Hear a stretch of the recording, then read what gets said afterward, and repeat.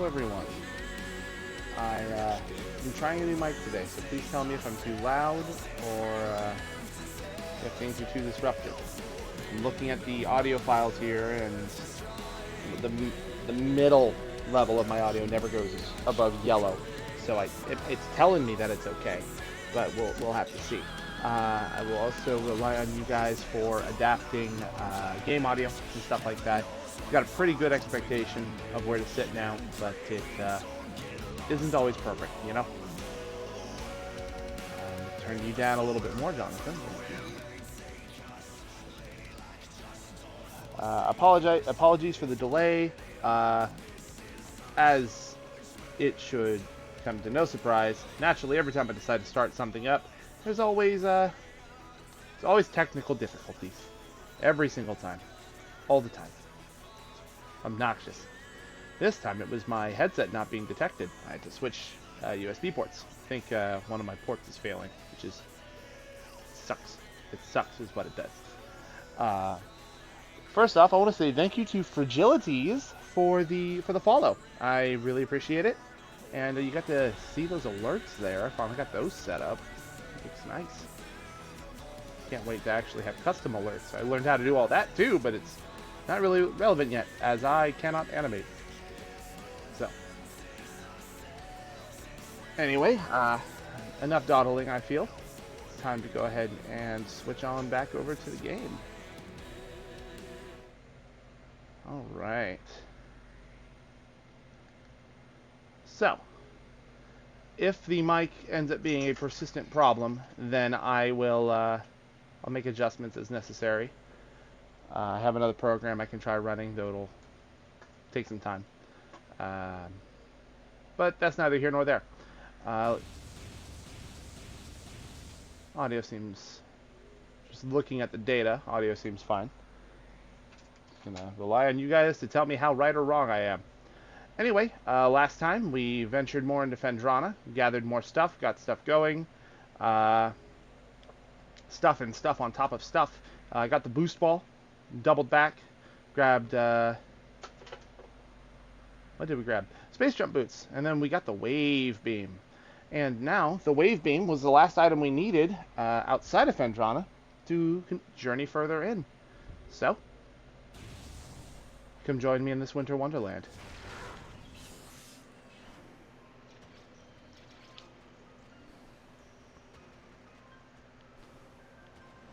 I apologize if you hear any clicking in the background. For starters, we've got 2 fans set up in this room because it's hot. But hopefully they're pointed away and they're not buzzing in the mic or anything. If they are, then I can set up the other microphone again. It will just take a little bit. I am looking at another one, but it is a more permanent fixture, and it's pricey. So we won't be making that change for a little while at least. But yeah, I'm trying out some new stuff. This is a new headset. Works beautifully for everything except for OBS, apparently, which is really irritating. But it's working. It's working right now. That's all I can ask for, I suppose. But yeah, no, I apologize if you hear any clicking in the background or chirping. We fed our lizards today, and this means that the lazy bastards didn't get every single cricket right away. So they're going to sit there and they're going to chirp and they're going to be obnoxious, and I keep getting thrown into walls. So now with the space jump, I have tons of mobility and directional opportunities. The problem is that I can't maneuver around them. I have to jump past them. So that will be fine. That purple door is where we want to go. But I cannot reach it currently. We came through that door. Without doing some other fancy finagling. Luckily, fancy finagling is something I'm good at.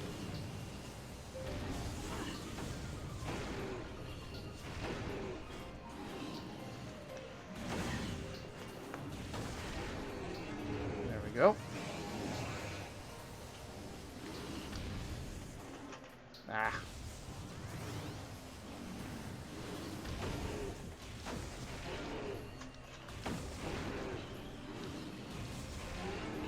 Cool. And that's the end of them. So the wave beam does have a higher default power level than the power beam. And again, please tell me if the audio is too high, if I need to turn my mic down. Please let me know. The outer edge goes higher than the other mic did, but the inner edge stays lower, and that's where my actual volume is. I swear I did like 7 test recordings before I got started, trying to make sure things were set up right, and I don't know how much of it actually stuck. So, we'll find out. But anyway, so the wave beam does have a higher power when it comes to... My wife is also painting in the same room, so you're going to hear some clattering in the background as well. So, my apologies. But, basically, the wave beam does more damage than the power beam does.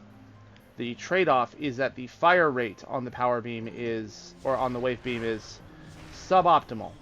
But another benefit is that it has some slight homing on it, which is really nice.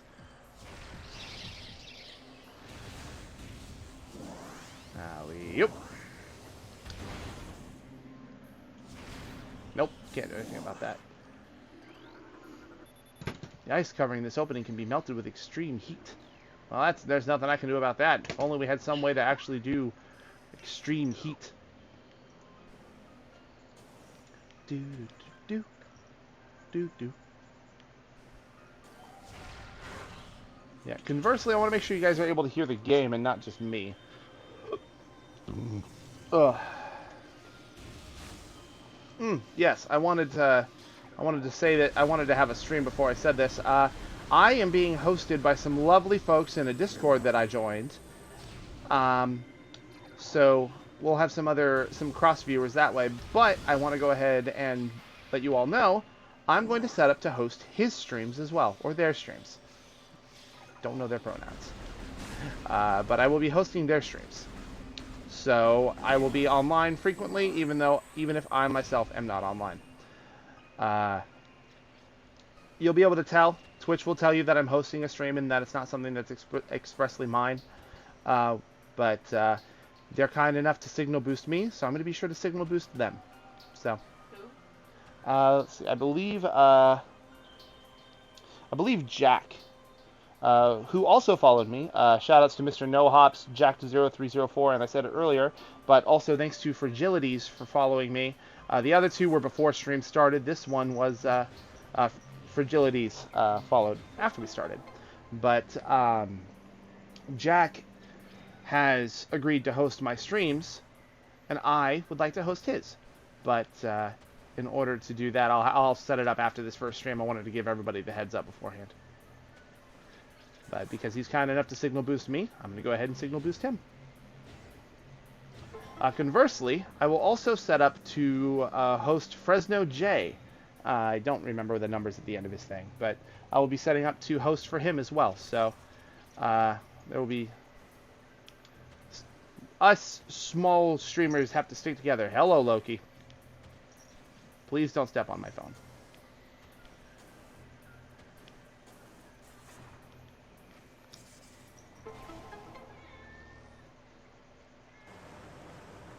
And we got some water. Water and water and water, water and water and water, water and water and water.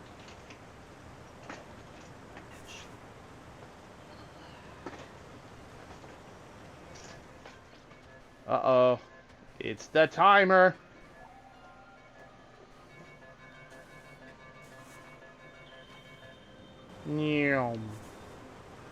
And there we go. Another energy tank. Woohoo! That's more bullets that can hit me before I go bleh. I do not desire to go bleh. And yum. Gurgle, gurgle. Blah, blah, blah, blah, blah. No. Okay, there we go. Yeah. So now I can jump through all those hoops again if need be to raise the water level. I think I am going to have to do that again because the energy tank was only one of the many prizes hidden inside these walls. See, now the crickets are going nuts. I really hope you guys can't hear that.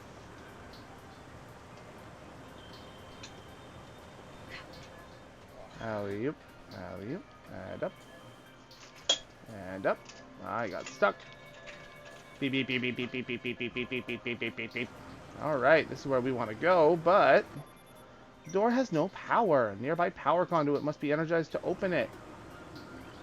Are you a pounder? Nope. Cordite statue is worn and weathered. Look! Hey, hey, hey! Oh my god! Seriously, you guys!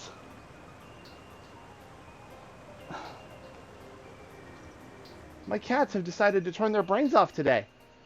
They're in full force. Alright, okay. I'm gonna go ahead and I'm gonna turn the game up a little bit. There we go. Right around there should be good. I'm consistently above that audio, but I want you guys to be able to hear these sweet tunes. The sweet jams of Phendrana. I'm gonna turn on audio monitoring mode for a second. Give me a minute.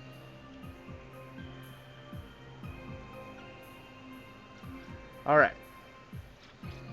Okay. La la la la la. Alright, perfect. Cool.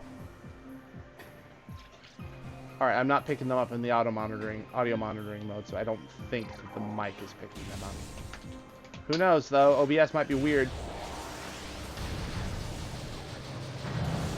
Ah, yes, and shoot machines. Oh, we should scan this. I wonder what this is. Shadow Pirate. Uh-oh. Get out of here. Hey, I don't want hugs from you. You have an arm sword.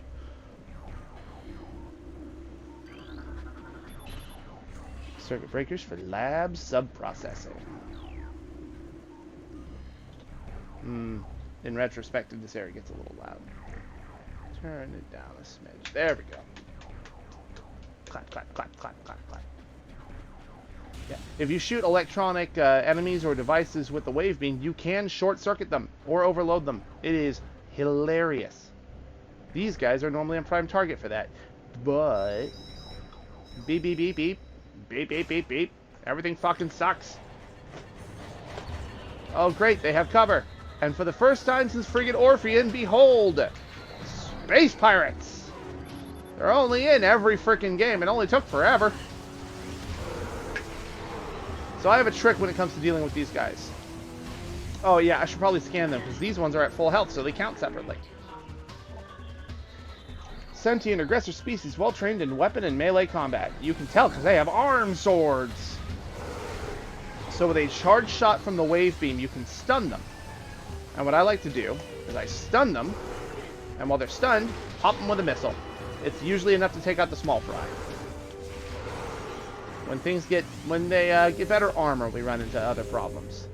Also, make sure you scan those locked doors when they pop up. They do count as a research entry, and I would hate for you to miss scans. There are very few of them in the game. Alright, this turret is the same as the previous one we encountered.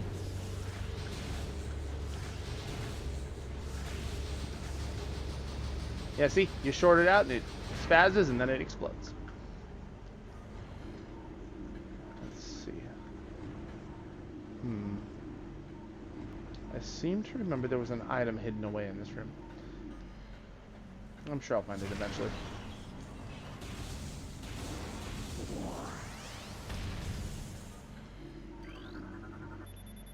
Force field accessible only through space-powered bioimaging. Impossible to breach. Well, fine. I guess I won't even try then.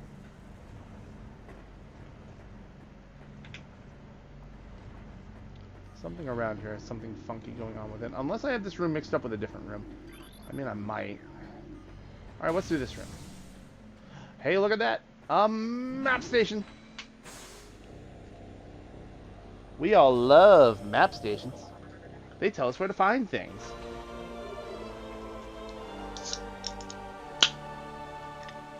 Alright, give me a second. Ah, perfect. Delightful. Okay. Alright, now we have a map. There's all this stuff. Boy, look at all that stuff. Sorry.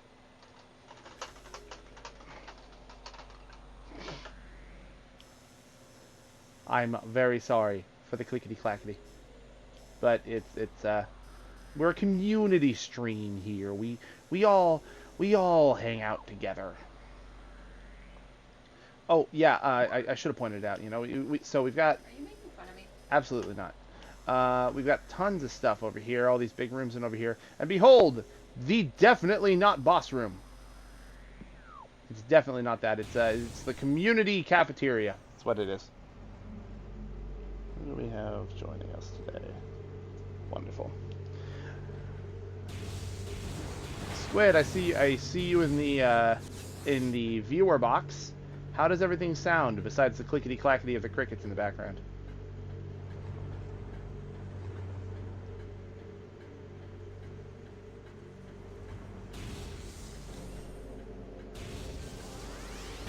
Alright, well that's good. I'm glad they're not too bad. How am I compared to the game? Sound balance sounds good? Fantastic. Alright, I'm glad to hear it. Thank you. You're my audio gal.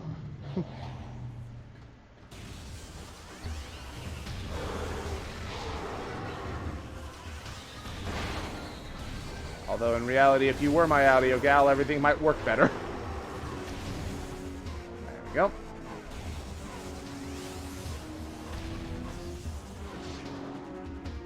So, the music you are hearing is... Oh, a little quiet comparatively. Okay. Alright, but you can still at least hear the stuff that's going on in the game, right? Unlike that first mission, episode of Zero mission, where we just couldn't hear shit. Stasis tank operational, but currently empty. Cool, cool, cool.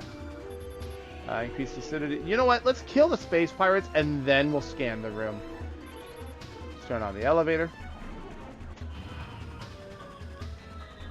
Yep, this is the space pirate theme. It plays when you're being visited by the mailman. I don't know why they call it the space pirate theme. Hey! I don't need any more bills today. Hold them until next week. No, I don't want a subscription to Sports Illustrated. I will take some vacuum bags, though. Hey. Go away. Alright, are we good? Are we chill? Are we cool? No? Alright. Alright, boy. There we go. That is an insanely dangerous thing, hon. You alright? Yep. Okay, just don't tug on it. I was getting shadows, Ah, you can't have those. and that does not help. Shadows can eat your world if you're not careful. Alright, Specimen 070. Optimal absorption mutation has led to unexpected degeneration of internal organs. Well, that's not good. More cordite. Stupid cordite. What's over there? Tissue samples from stasis tanks must be hand carried to Lab Hydra for analysis. Notify security. Ah, pirate data. Research outpost Glacier 1 in the Phendrana Drifts region of Talon 4's mountains is operating at 85% capacity. Sub-zero temperatures have made the Metroid sluggish and easy to control, even those well into phase and infusion cycles. Cold containment stasis tanks are sufficient for the juveniles, but some of the larger Metroids have been moved to quarantine caves for safety purposes. Security doors remain an issue, as malfunctions due to ice occur every day. Large predators in the waste are also a concern, as they continue to kill personnel and breach secure areas. Unfortunately, it has become clear that our containment teams cannot neutralize all of them without a vast increase in munitions and soldiers. Metroids? In my Metroid Prime? It's more likely than you think. Daily decontamination is now required for all personnel working in Lab Ether. Alright, mutation strain 776V shows that massive absorption capacity influx strain replication is now underway. Phase on batch 1734.D. Is that a 0? I think that's a D. Shows mandible mutation across all subjects. Cross fusion with batch 1622.G recommended. Xenome behavioral patterns show decreased reflex activity at temperatures below freezing. Guys, they are just now learning that Metroids are weak to ice. Prep work on all empty stasis tanks must be completed before specimen batch Y arrives on 12/3/12/2. Transfer specimen, blah, blah, blah, blah. Hydra complete. Further infusion, blah, blah, blah. Okay. I don't want you. That's something I care about. Okay. Doobly doo doo doo doo. Ba da ba ba. Ba da na na na na na na na. Ba da ba ba. It's my patented bop Metroid killer. Original content, do not steal. Stasis tank operational, but currently empty. Yeah, that's another stasis tank that has stuff. Increased volatile record. Specimen euthanized after psychotic episode scheduled for removal. I hope that was still a Metroid and not a different thing. Space pirate encrypted data. Most terraforming and retrofitting of security checkpoints on Talon 4 is complete, but we continue to research the alarming epidemic of breaches by local creatures. Door records show no unauthorized entries, so we must presume the creatures are either slipping in undetected during daily personnel moves, or else finding their way in through subterranean tunnels. We have found many small breaches of this latter sort and can plug them wherever we can, but it is unlikely that we will ever achieve. Whoop. Hey. Rolly King, thanks for the follow. I have to get used to hearing those alerts. They startle me every time. Alright, phase on infusion within central energy core of Xenome SA is a 70% saturation, increases blah blah blah blah. Xenome SA is undergoing relocation. Alright, I don't want to know what Xenome SA is. I don't want to find out what that is. New pirate data, encrypted data decoded. Mining operations have begun near the crater where phazon appears to be most concentrated. Daily phazon yields have increased to 44%, and our mining system becomes more streamlined as personnel and equipment flows increase. Several incidents of phazon-induced madness have been reported, prompting augmenting life support. This is Prime 1, Metroid Prime 1. We're still very early. Well, okay, I mean, not very early. We're in Phendrana, but like one boss battle in. 2 if you count the tutorial. Loki, I swear to God. He's just laying down. I love you. But sit. Thank you. You and your brother have tried to kill my keyboard twice already. Right, in the deeper chambers, symptoms include loss of equilibrium, erratic respiration, blah, blah, blah, blah. They are... You put phazon in a thing and it has a hard time existing. This is on Wii. I'm playing the trilogy version on Wii U. It's $20 for 3 pretty good games.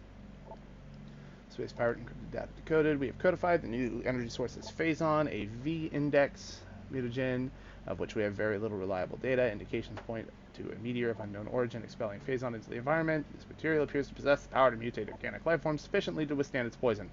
These mutations appear promising, with abrupt evolutionary leaps appearing in single-generation reproduction. That's really fast for evolution. It's almost Pokemon fast. Yeah, when it comes to playing the various versions, I like playing the trilogy version more than the GameCube version. Not that the GameCube version is necessarily bad. I like having widescreen, and I can barely do any of the skips that the GameCube version has exclusive access to. Personally, I like having the spring ball. I like the pointer controls. It's just, I think this is nice. Our initial tests exposing Talon 4's indigenous parasites to phazon appear to be successful. Increases in strength, size, as well as additional poison sacs within the abdomen, and the appearance of a second ring of mandibles and several subjects. Great! You drink phazon, you grow a second mouth. These creatures were chosen because of their resilience, and it appears possible that, given enough exposure to phazon, they may one day be able to survive on any planet we transport them to. Our methods will have to be refined. We currently have a 100% extinction rate after the 4th infusion period, and most survivors of the 3rd infusion stage are so violent and uncontrollable that they have to be euthanized. Even still, we remain hopeful. Space pirates, man. Messing with the natural order. Okay. Alright, we were scanning everything. Oh, that's right. Yeah. Kill stuff, then scan. That was the goal. I dare say I succeed.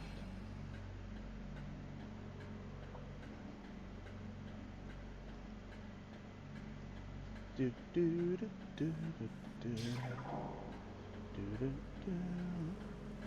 do do do do.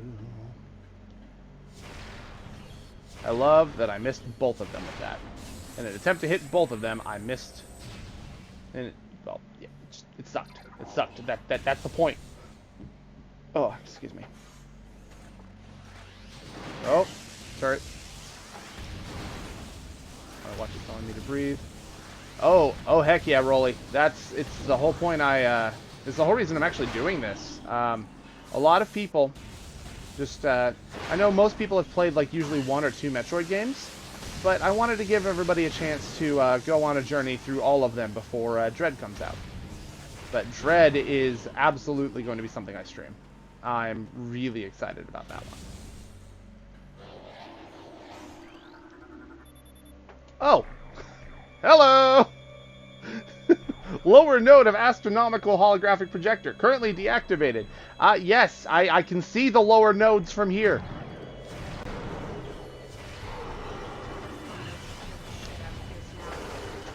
I can see the tip of this inching out slowly. And for a second, my brain thought it was a fucking snake. Oh my god. Yeah, Dread is the next 2D one. I'm going to be doing all 3 Prime games in a row, and then we've got all 2D entries at, well, okay. Mostly all 2D Metroids. When we get to Samus Returns is going to be very similar to how Dread is going to play, based on what I gathered from the trailers. Now, unfortunately, we've got a good, like, 2, 3 games. And that depends whether I do AM2R or Samus Returns first. So either 2.5 or 3.5 games before I get to that. So keep an eye out. When I get to Samus Returns, you'll be able to get kind of a sneak peek at Dread, because it's the same developer. Mercury Steam worked on Samus Returns, and it looks like they also got access for Dread, which I'm excited about. I really like Samus Returns. We'll get to lore in a minute. I'm going to be in this room for a little bit.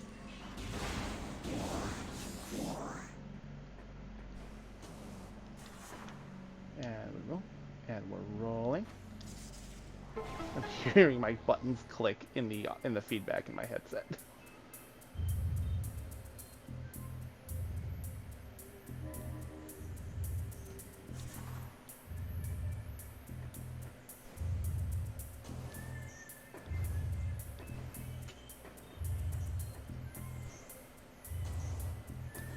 Oh, this is weird.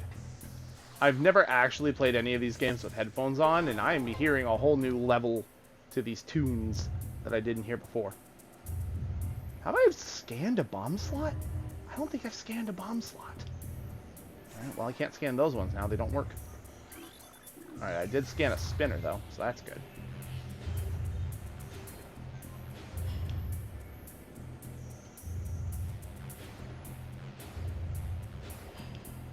Yeah.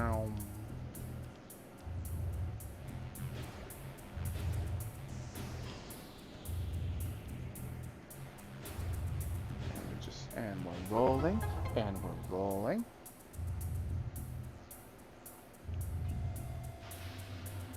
All right, now we have a galaxy map. And nothing else. There's nothing else in this room.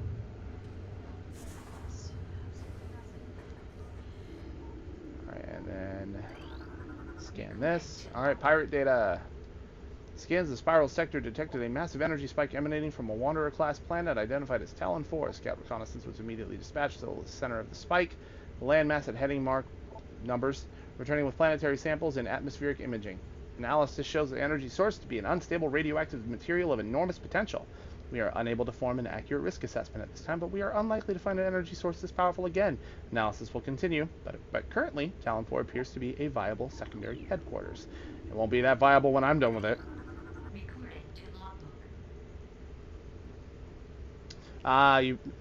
It's either Prime Pinball or Prime Hunters, and I imagine that you I imagine you'd remember if it was Pinball. Yeah, to be fair, Hunters isn't really, like, relevant to anything else after the fact, so, I mean, it's contained, and it was really impressive for a DS title. Yeah. Phase-on mining is underway. Several garrisons have been established, and terraforming of the Chozo ruins is underway. Security systems are operational. The science team continues to make progress in their biotech research.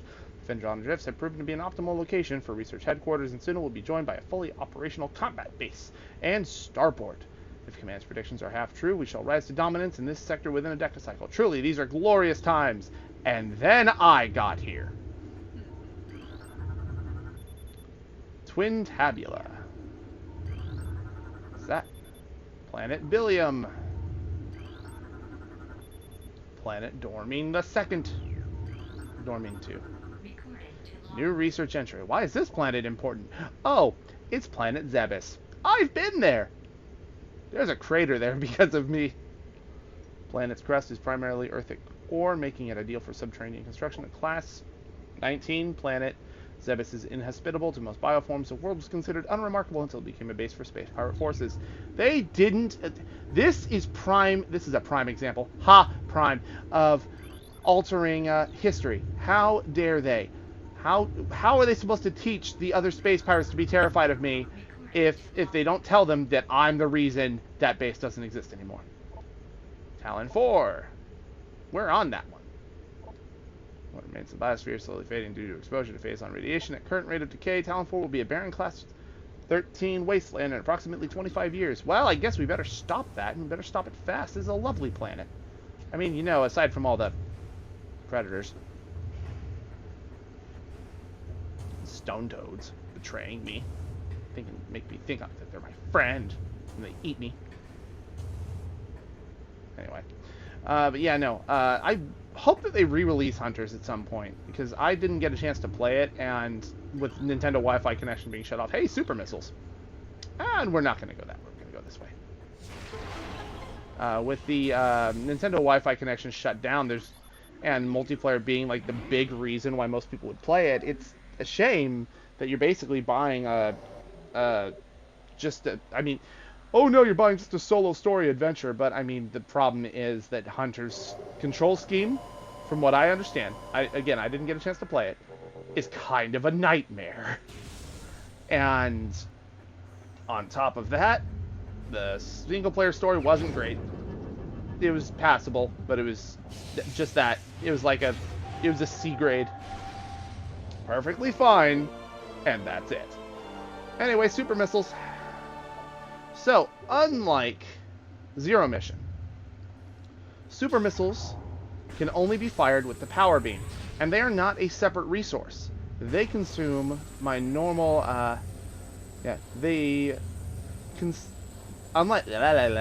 super missiles are not a separate resource. They consume normal missiles. You charge up a shot, and then you fire a missile. It consumes 5 missiles, so naturally, super missiles have 5 times the firepower. Yeah, playing classics is impossible with proper setup and everything. And I certainly wouldn't recommend any sort of DS emulator or anything like that with online rooms available. I certainly wouldn't do something like that. Yeah, no, the one thing I know from everybody who did play Hunters is that the controls collectively are...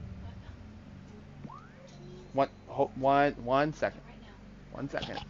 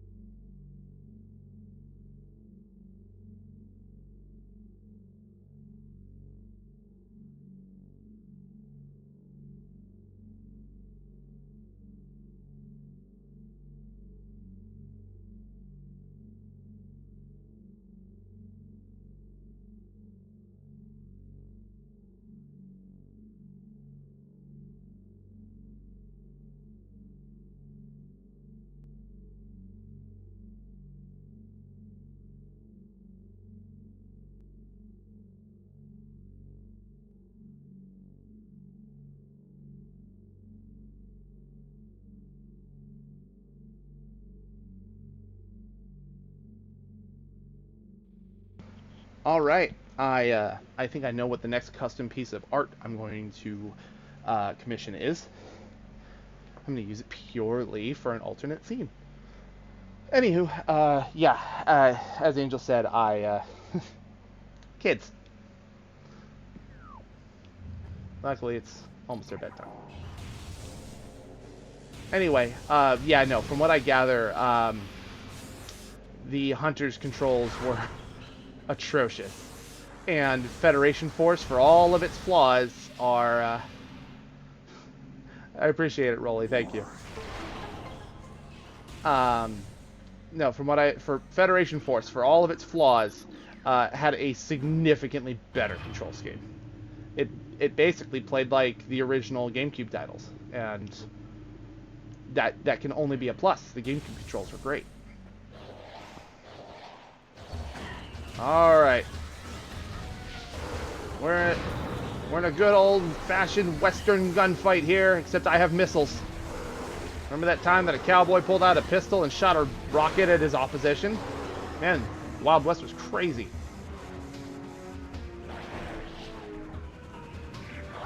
And then the other cowboys came in, flying on the backs of with giant rockets on their backs. It's crazy, man. What a time to be a cowboy. Oh yeah, I should probably scan these guys. Behold! Flying pirate! Yar, I be a pirate that fly. These guys are obnoxious. They will dodge. They can dodge your normal shots. That's what... Thankfully, the first time you fight them is after you get the wave beam. The wave beam has such a wonderful level of homing. You can paralyze them, and then a couple of missiles will take them out at that point. If you're feeling particularly frisky, switch to the power beam, dodge the missiles, and let them taste the super missile. It's more expensive, but it's faster. And we're done. Yeah. Volume warning anytime flying pirates enter the room, by the way. They tend to explode everything. And given that this is basically just an up-resed version of the original GameCube version, this means a lot of stacked audio files, which means a lot of exploding noises. And I apologize for that in advance. But there's not much I can do about it. I gotta use my hands to play the game. Can't adjust the audio on the fly. Oh, that's the wrong door. There you go.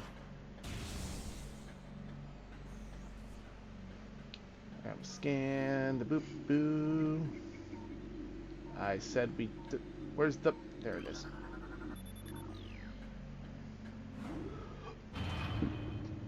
Excuse me.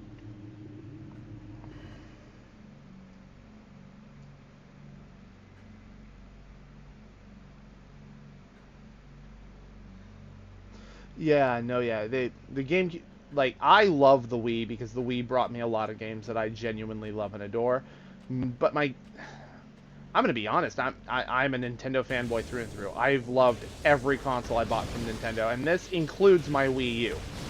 But I definitely have a soft spot for the GameCube. Though that spot is not nearly as soft as it is for the N64. I love almost every N64 game I've ever played, but the GameCube was just unbeatable. It was so good. Oh hey! Behold! It's a gumball. I love gumballs. Can I have one, please? Clay, clay, clay, clay, clay. I hear that footsteps in the back. No, GameCube had everything. It had 2 solid Zelda games. Let me scan you.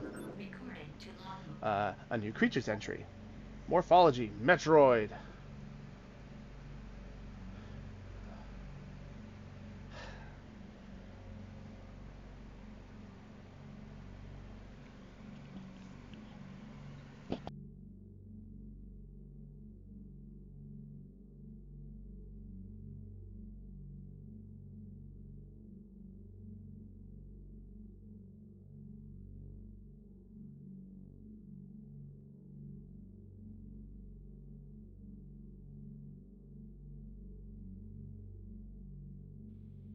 Oh, stop.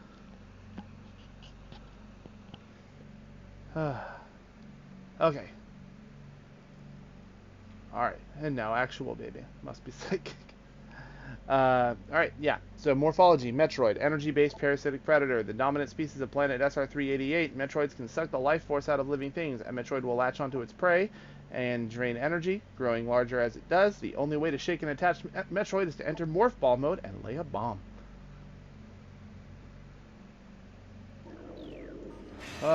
And, wow, it broke out. Who could have seen that coming? Certainly not me. Metroids are not as big a threat in this game as they were in Zero Mission, and in pretty much any of the 2D titles. That's it. That's all I had to do. It takes 5 missiles to kill them. After 3, they swell up and they do more damage. Can I help you, sir? And they are incredibly easy to kill. And their energy drain, sure, it can add up and do a lot of damage, but it's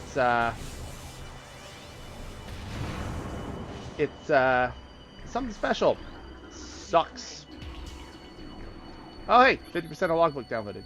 Yeah, their energy drain isn't bad on its own, but it does add up if you've got other stuff going on at the same time. Yeah. Oh, this is important. This is about my boy. The reconstruction of Geoform 187, codenamed Ridley, was recently completed. After his defeat on Zebes, Command ordered a number of metagenic improvements for him. Though aggressive, we were able to implement these changes in a cycle. The metamorphosis was painful, but quite successful in the end. Early tests indicate a drastic increase in strength, mobility, and offensive capability. Cybernetic modules and armor plating have been added as well. We believe our creation, now called Meta Ridley, will become the mainstay of our security force, a job he will certainly relish. Continue. Temperature stable at 3 degrees centigrade. I don't know what centigrade is in relevance to everything else. I'm a man of moderate intelligence.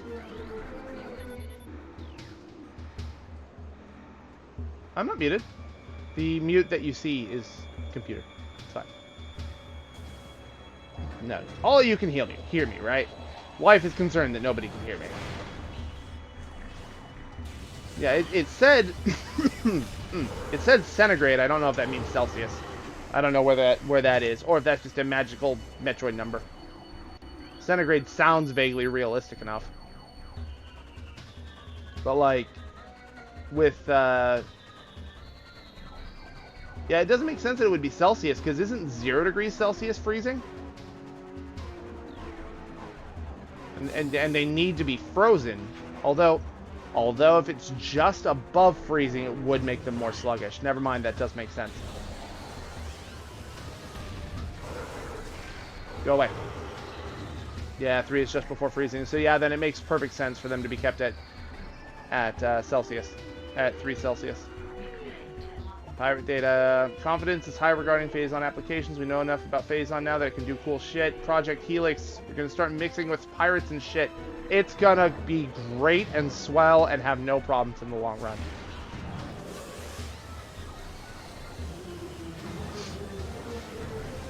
This is the 3rd room with this layout now, I think, and that explains why I'm so confused about item locations.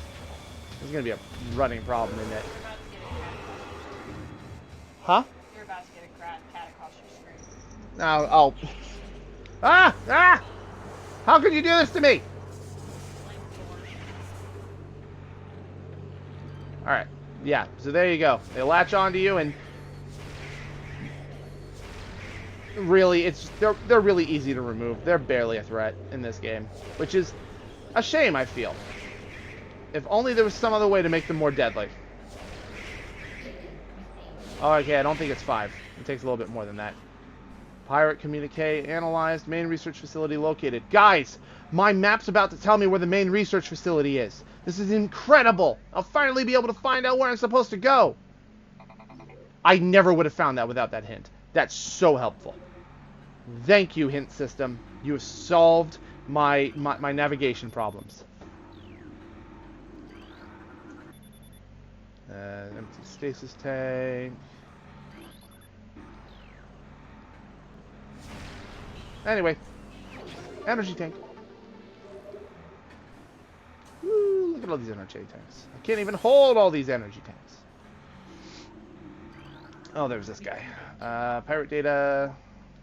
Metroid Dissection continues to provide more questions than answers. This one's a fun one. I like this one. Yeah, who would have thought that? It's incredible. Honestly, the map tracking in this game is next level, and especially the hint system. Our research teams have isolated the energy conduits that run from the invasive twin mandibles to the energy core in the creature's quadripartite nucleus, but the manner in which a Metroid actually extracts the life force from its prey remains an utter mystery. The victim does not lose blood or any other vital fluids, and yet the Metroid extracts energy. Identifying this energy is our central problem. It takes no physical form, and yet without it, the victim dies. We will continue to research this matter, as the isolation of this life-giving essence could be the key to our ascendance. Yeah, so it's confirmed here, and I think it's mentioned in some of the other like documentation for Metroids 1, 2, and Super, that they just drain bioenergy. But what does that even mean? Like, is it just like, do we have like a fuel reserve in our body? Do they suck cells out of our body? Like, what even happens? Like, DNA is an interesting concept. Do Metroids just suck the DNA out of you, and without it, you just kind of cease to exist? It's crazy. Metroids are weird, man. Studies in Metroid biology continue, though with limited progress. It seems likely that we will be much more successful using the Metroids for our means, rather than trying to reproduce their powers. If they could be adequately tamed, we would have no need of a proper understanding of their metabolism. A small force of disciplined Metroids could wipe out entire armies, and once we find a way to shield them from cold containment weapons, they will be invincible. Furthermore, if we could then harvest the energy they consumed, we would have a near limitless source of power at our disposal. I mean, yeah, it would make sense since all cells have DNA, and a cell's whole purpose is to transport like energy and stuff throughout the rest of your body. Pulling DNA, having Metroids just feed on DNA, that could be how they work. Anyway, yeah, about this, let's scan that again. Here you go. Find a way to shield them from cold and containment weapons. They will be invincible. Remember that for later.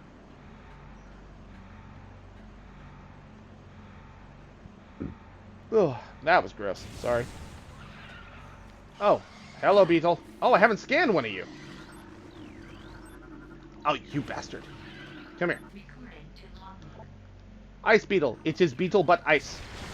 It dies literally just as fast. It's just... How do we explain these creatures that live in a desert showing up in the cold area? We call them ice. Yeah, no, yeah, pulling the proteins and rearranging it as they need it, that actually makes a lot of sense. I like that. That's cool. That's a fun explanation. I like that. How did you get in here?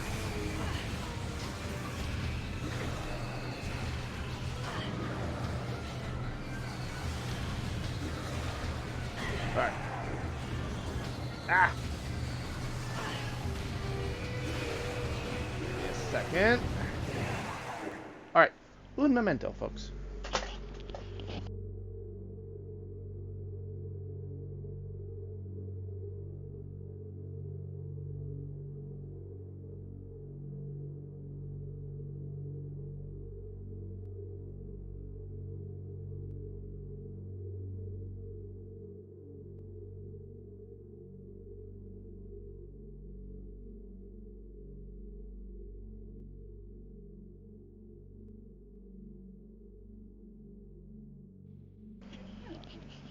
Alright. Sorry about that. Roommate came to say hello. Alright. Oh, there's the explosion.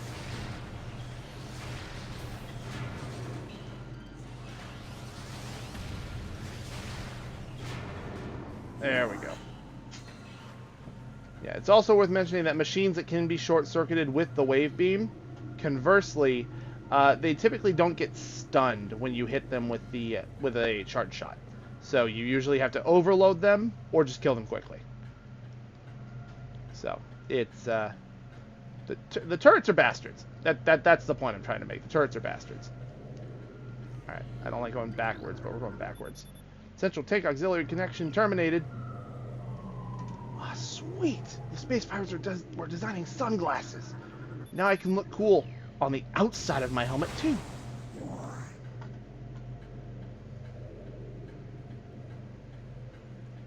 Is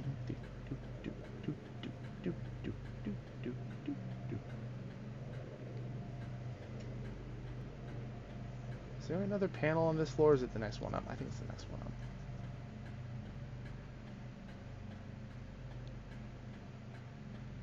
Doo-doo-doo.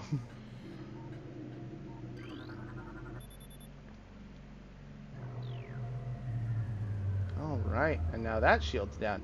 And now I just have to... I just realized. Those are the stupid Cheerios from the Mother Brain fight. They've weaponized them in a more... less weapony way. Incredible. I always knew I couldn't trust Cheerios. Nothing could be that healthy. Okay. That was paint. Yep. My wife opened a paint bottle. Anyway. Boom! Neon visor. Just kidding, it's thermal.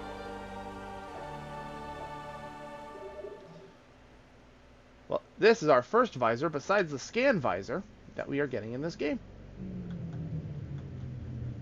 Oh no! We're losing power. Thank God these containment fields are powered separately, right? Right? Okay, so yeah, these are bright. And say hello to the Shadow Pirates. We encountered one earlier, but he was uncloaked. He got the faulty piece of equipment. That was Bruno. Nobody liked Bruno. They thought he was kind of rude, so like, you know what? Let's give Bruno the fake stealth field generator, and then we'll send him after Samus. Trust me, it'll be great. But yeah, so they do not have ranged weapons because of the way these stealth generators work. They cannot carry weaponry. They only have melee weapons. But you can also only see them with this. Although with the normal visor, they're very faint, but you can still shoot them. These suckers, on the other hand, just gonna deal with you. So this is the only time in the game where Metroids are actually threatening. The next time we encounter them, because we're not going to encounter them outside of this area for a while, but the next time we encounter them, we're going to have a method of just destroying them completely and utterly. I wonder how much damage a super missile will do to you as I fall down. Okay, yeah, don't even waste your time with normal missiles. Normal missiles give them that weird invulnerability period. Just blast them with a super. Just call it a day, hit them with a super, and move on with your life. It's hardly a problem.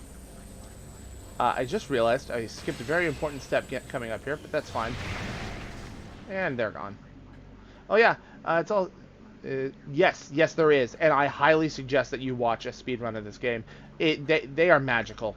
They're magical. Watching speedruns of this game are... It's an experience that is just amazing. And if it's a game that, especially with something like this, if you yourself have played it and you watch them go through it, it's amazing. So Prime 1 has some really fun stuff. Prime 2, for all that I love it, is hilarious because it is a game that is very clearly held together with hope and a whole lot of duct tape, because there are so much nonsense for these games. Prime 3 is less interesting, but you can still do some really funky shit with that game. But I definitely suggest you check them out. They're really fun. I've walked in circles before I realized I think they are all on the top level, and now I feel real silly. So, the power for the door is out. I have a beam that shoots electricity. I trust most of you know how to add 1 and 1 together. It's 3. I hate to tell you this, but you add one prime number with another prime number, you only get another prime number. It's only one of them. Usually there's a lot more than that. So when you look in normal mode, in a room that's not this dark... Oh, I should scan you before I shoot you. Sentry drone. I have not. There's one trick that I've tried, and I was able to pull it off. It only works on the I'm getting absolutely ripped apart. I hate these things. Fighting 2 of these things in the same room is awful. Get out of here. There we go. And they gave me a paltry... Oh, wait, no, one of those is 100. Cool. There's one trick that I was able to pull off in the GameCube version. And it took me about 15 minutes, but I was able to do it. But I myself, no. I'm not good at the frame-perfect stuff that a lot of speedruns require. And I find it good to temper my expectations. Interesting thing, the turrets don't show up with the thermal visor. You have to use a normal... You can still hit them if you know where they are, but they don't show up on the... Ow! Hey! Yeah, but... So, turrets don't show up. But the trick that I did... 1 plus 1 is 3. Like, yeah, they do. Call them up, say, hey, hold on, this guy on the internet tells me that you are absolutely wrong, and I demand that I get that grade back. It matters so much in my current life. Can I do this right now? Holy crap, I can. I don't recommend this. This is bad. Don't do this. So there are no rails here. There are no rails here. You got to be very careful when you just nudge yourself along. Because otherwise you have to take the elevator and that whole ramp back up. There we go.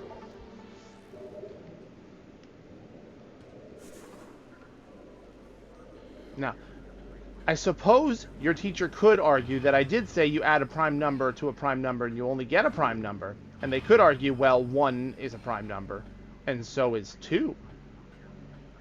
So, I mean, it is a prime number plus a prime number equals a prime number. Thanks for coming and staying for the math jokes, folks. I appreciate it. What's in there? Is that a turret? Yes, it is most definitely a turret.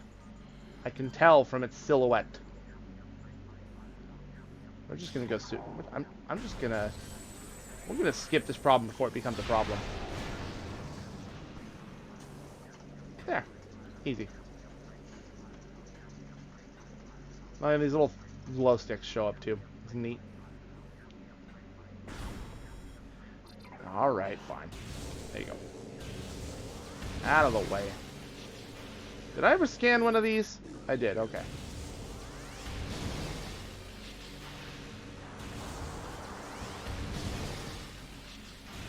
Yeah, I suggest you try to grab everything in these rooms as you pass them, because any trips back to this area, well, to put it plainly, they fucking suck. This area is not fun to traverse, because you have to look at it all in the thermal visor, which, while inoffensive, is far from my favorite way to get around. And I'm not even going to dignify these guys with my time, I'm just moving on. There is an item in that room that we will need to come back to get, but it requires a weapon that I do not possess, even though the item is required for 100% completion. Well, I mean, all items are required for 100% completion, but to beat the game, the opposite of 100% completion, just completion. Okay, good. The lights in here still work. I don't want to deal with any of you right now. Nope. Tip. Hop. Ow. Ow. This door was made for me. I am going to scream. I think this is another... yep, security drone.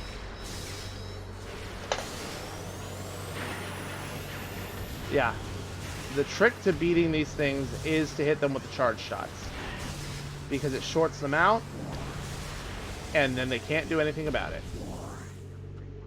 So that tidbit I said about the mechanical things before, I don't know. I don't know. The wave beam is very picky about who it does stun and who it doesn't stun. I'm sorry. I didn't mean to lie to you. Alright, that's fine. When did they put a Metroid in this tank? Alright, so this is actually really fun. You can really mess around with this room. For starters, hit that with a super missile. Look at that. More missiles.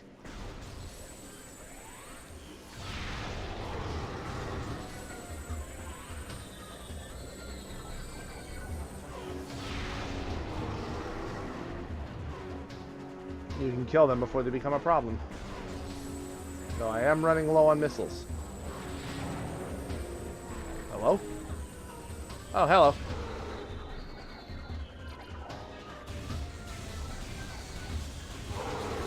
Yeah, so talking about the Wii version versus the GameCube version, a lot of people don't like this menu when it comes to swapping beams. Because they're like, oh man, switching back to the power beam is such a pain. You have to hold it and then go back to the middle. No, you don't. You hold it, you flick to whatever direction of whatever beam you want, but if you want to go back to power, you just tap the plus button.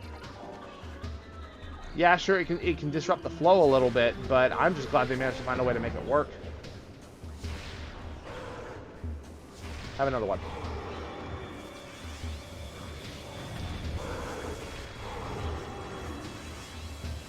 Huh. Looks like a charged shot from the wave beam is worth about 2 missiles worth of damage. Yes, I know my missiles are low. I can count.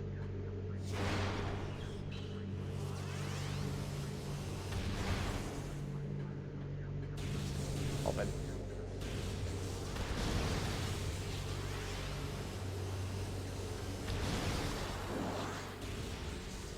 Don't you guys love all the static?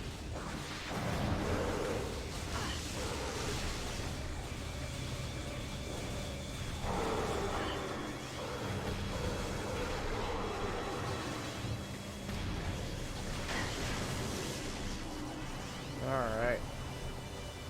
Hello up there. Yeah, and by the way, you cannot fire super missiles from the wave beam. You have to switch back to power for that. There is a reason, and you'll get to see what it is later.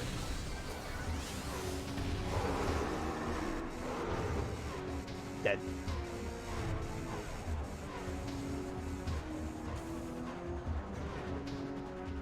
I'm hearing a lot of... Oh.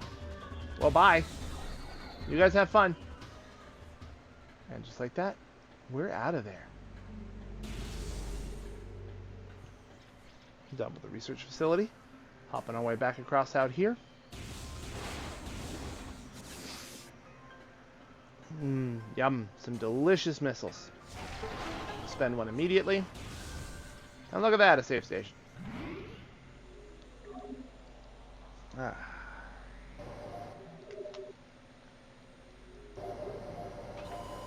Ah.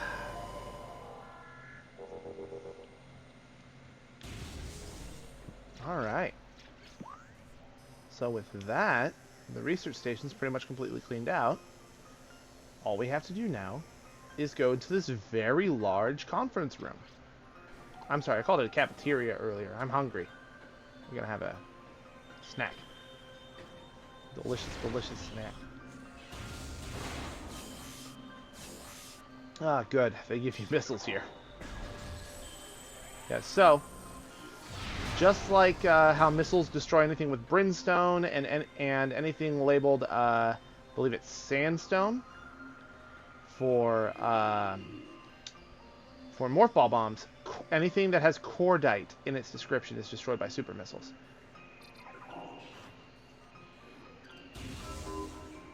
And there we are.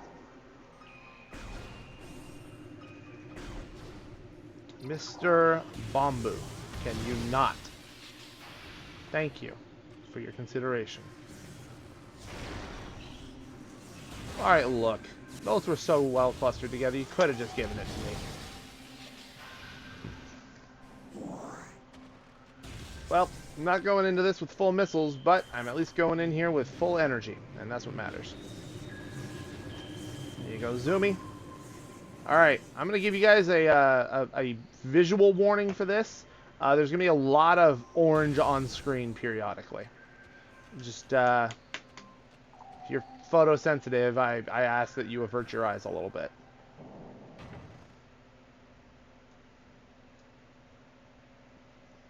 Hey, Squid, I hope you're paying attention. I hope you're still here. Yeah, you're still here.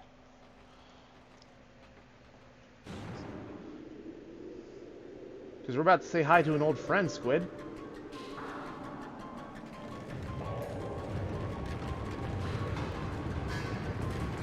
I mean, I mean, the music's fine. Doesn't really blow me away. But it's okay. No, it's more that, you know, it's time for us to meet an old friend. It's Garignac! I'm kidding. I'm kidding. It's legally distinct Garignac. Its name is Thardis. Say hello to Thardis, an animated sentient creature of stone charged with phazon radiation. The phazon radiation given off by Thardis negates auto-targeting systems, preventing lock-on. It may be possible to acquire alternate targets with a different visor. The chaotic nature of phazon irradiation leads to instability in its structure, blah blah blah. It's big, it's ice, it's boulder. Things just suck, man. You know, I'm actually... So, he shoots rocks at you. The wave beam makes very quick work of these. He'll use Frost's second ability from Warframe. He'll punch the ground and just freeze the floor. If you get caught by it, you have to mash the jump button to escape. Let's sit here. I'm going to pop a couple of boulders real quick because he does provide missiles. Alright, this should be sufficient. It's a rock. It doesn't have any vulnerable spots. Joke's on me, though. Oh, God. Oh, jeez. Turns out it does have vulnerable. Okay. So, he will also curl into a ball and roll around after you. You use the boost ball to escape that one. Yeah, no, exactly. It's very much a Stone Talus kind of thing. I hate ice. I'm kidding, I love ice. Don't hit me. I'm a hippity hop. Ow! Yeah, so, when you use the thermal visor, its weak point gets highlighted. A charge shot from the wave beam will home in on these spots. It's best to just blast it incessantly, and then get ready to hit whatever your visor button is. Because it'll do that. That's why I said, if you have any photosensitivity warnings, be careful. And now the easiest way to deal with this? Super missiles. Same way you deal with everything. And now his next weak point's going to change. After he rolls into a ball. I'm going to go zoom. Nyum. I'm a better ball than you. Ow. You didn't even touch me. I call hacks.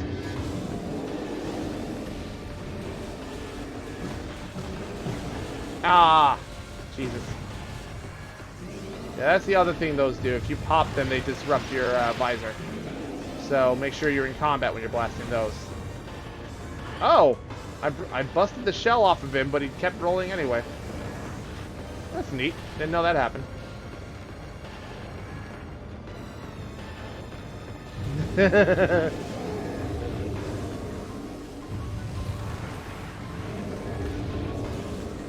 Skyrim meme. Would it be an arrow to the knee? I don't think so.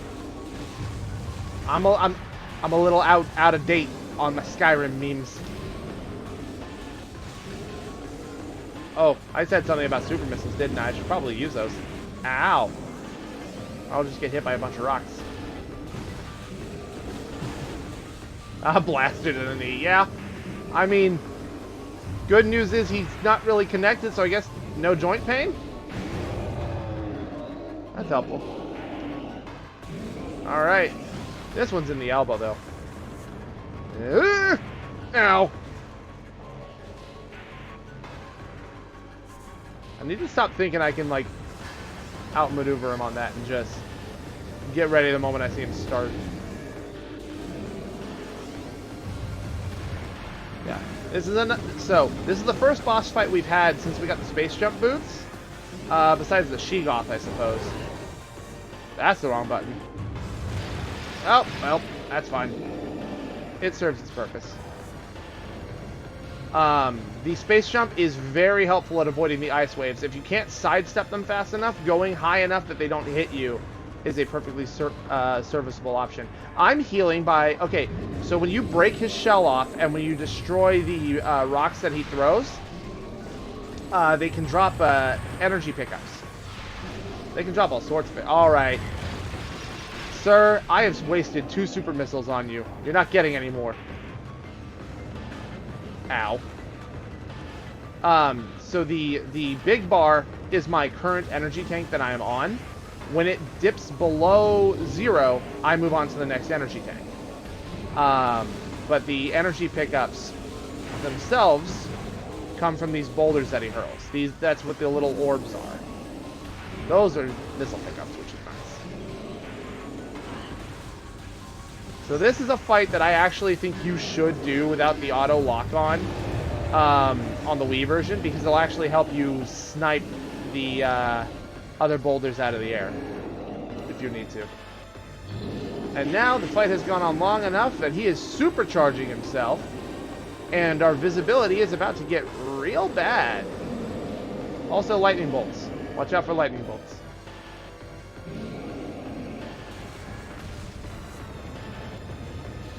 He creates a lovely little snowstorm in here that really messes with our visibility. Ow. Sir?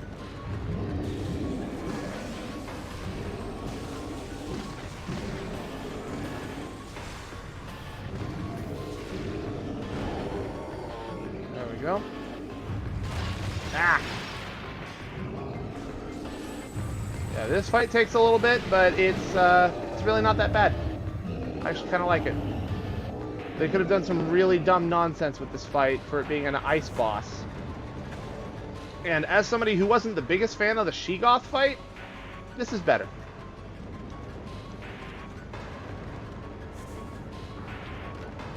Ugh.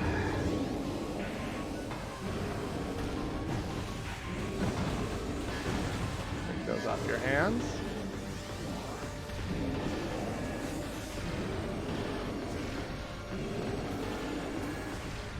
Get out of here. Alright, that limb's busted. Yeah, and if you're not confident on spending any super missiles or anything like that, don't feel bad. The wave beam is a perfectly acceptable alternative. It does plenty of damage, especially for this stage of the game. Leave me alone. I don't want hugs. I don't want to go bowling. No. No, your cousin does not want to go bowling with you. Oh, ice.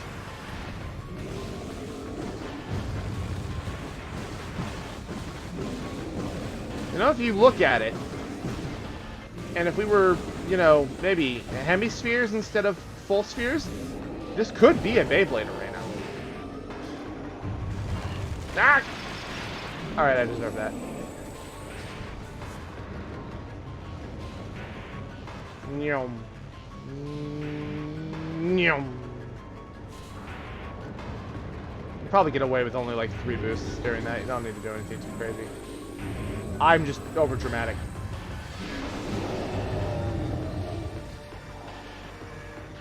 Alright, where's the next joint, boy? Oh, we're doing another storm? Okay. I'll wait.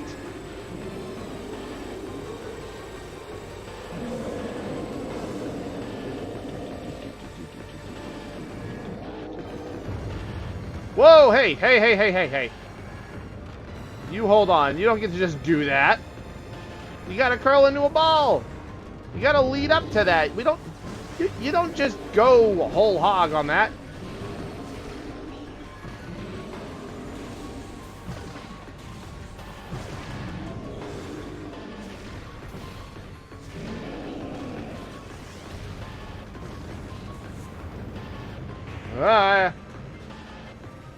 Keep that to yourself. I don't want it. No, yeah. This guy takes a lot. It's pretty beefy. Which is good compared to how fast I took out Flogra before. This is a pretty good step up.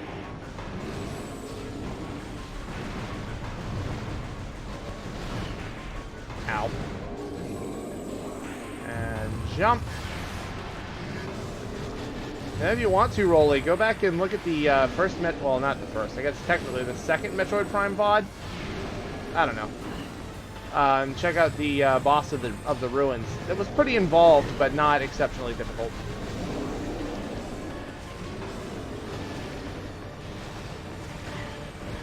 Oh, this is the last unit. Ow! Would you stop? Oh, good! That was my last missile, too. And now the boulder. The boulder has broken and is collapsing into many smaller boulders. And then we got this. Mini boulders. Dink. They're just as dangerous as the bigger ones. I love that little metal dink off the back of my head. And behold, for its first timeline debut, the Spider Ball. An item that technically originated in Metroid 2. Spider Ball acquired. All those magnetic tracks we've seen throughout the game, all these guys over here, I can now magnetically attach myself to. Now, they don't do a whole lot with the Spider Ball here. They use it for some basic traversal stuff, and yeah, the boulder falls and causes explosions. We're not sure why, but, you know, it does what it does. I mean, it was full of hazardous material. Usually that hazardous material requires something. But, it just inherently goes boom, I suppose. Yeah. But they don't do a whole lot with the Spider Ball here, other than just, oh, it's a traversal upgrade, which is fine, I suppose. But you know, it's neat. It's neat for what it accomplishes. I'm just gonna behold, a white door. I can't do anything with the white door, so it looks like we leave.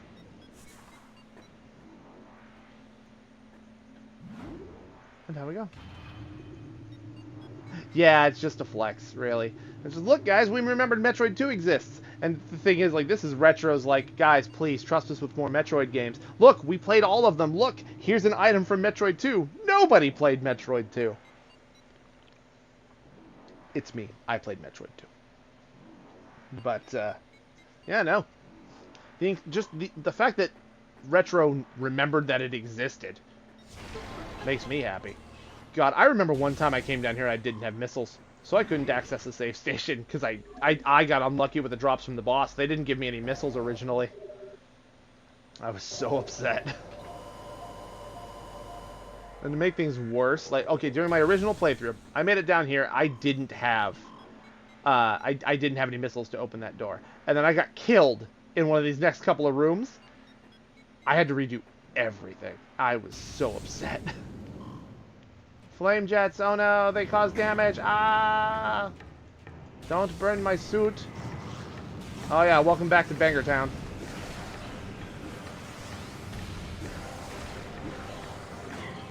Can you not?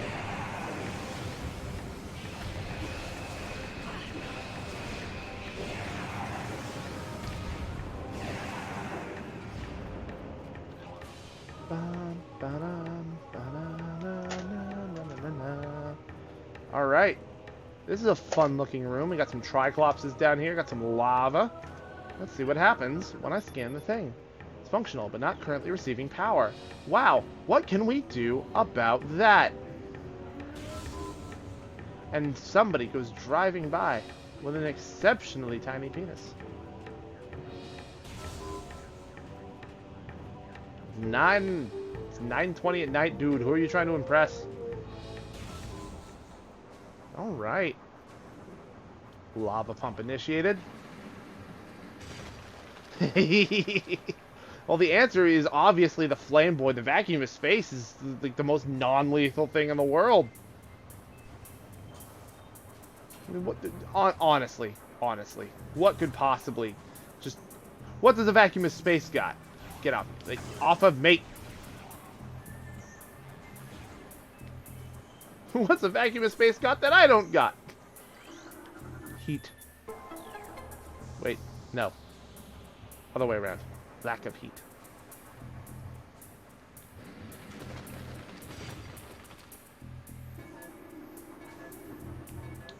Okay. There's another one of these lovely little timey challenges. And I'm doing great by getting stuck on everything. Excuse me. You can have that. Oh, that's lava. I went in the wrong vent. There we go. And this extends the timer. Funky, funky puzzle solving beats.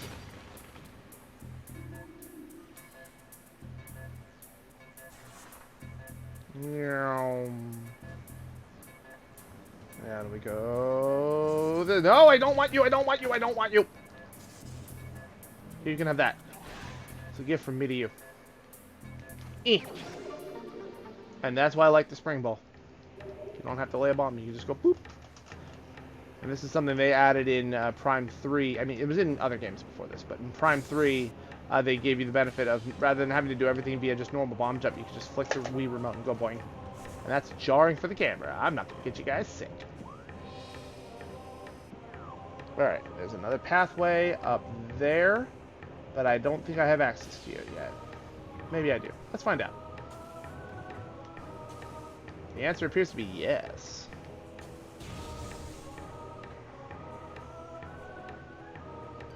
What are you doing down here? Some debris. Unstable bendesium? I don't have anything that breaks bendesium. In one place in Final Fantasy XIV, the bendesium arsenal.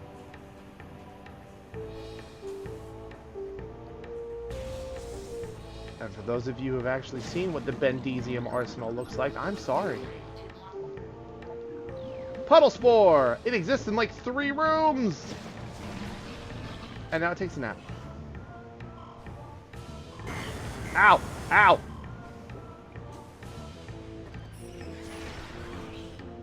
Wait. Okay, this is standard variant. Ow. I was worried it was like Fire Burrower. Exactly the same, but on fire. It's like the Ice Burrower. Well. Open. Sleep.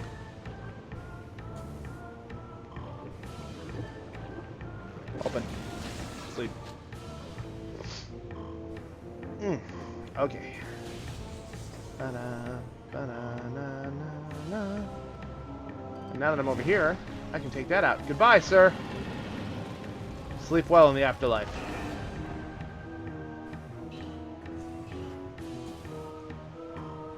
Give Thardus my regards. Smush.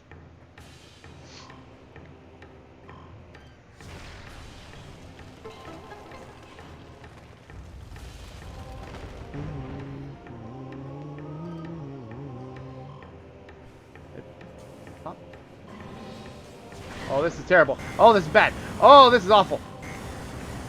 This was exactly as I calculated.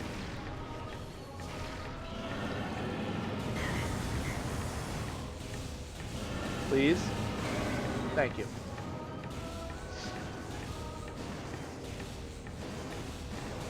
Oh, missiles. Please. Thank you. I need those. Thank you. That can go away.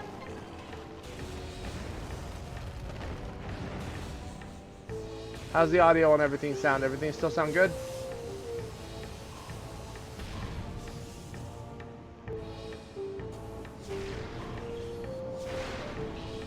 Cool.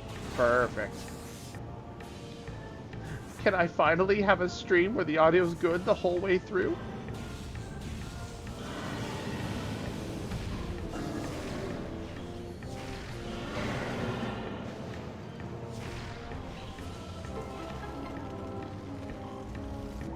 What's the name of this area? Twin Fires. Yeah, no kidding. Damn it. One of these pillars, man. One of them is suspicious.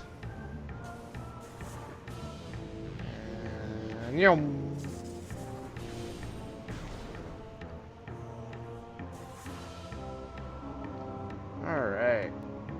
Up we go. Not that way. That way.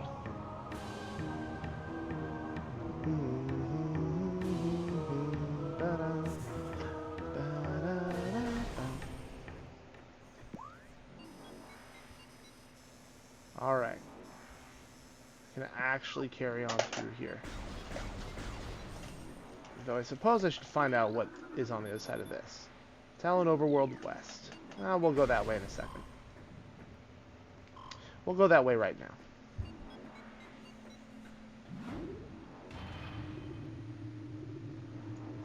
Seriously, like, okay, this headset, alright, I've done so many test recordings with this headset today. This is a brand new headset. I got it like a week ago, and it's great. It works wonderful for the things that I need.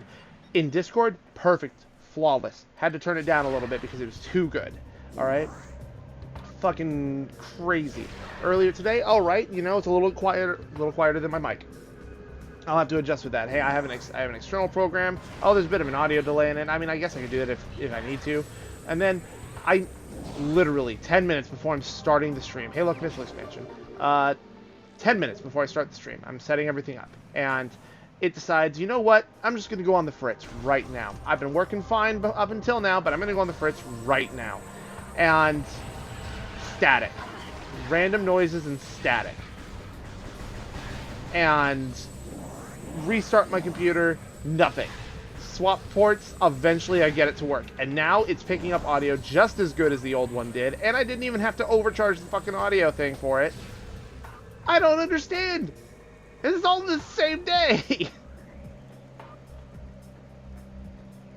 And again, if it was a problem in like Discord and stuff too, that'd be one thing, but it works just fine in Discord.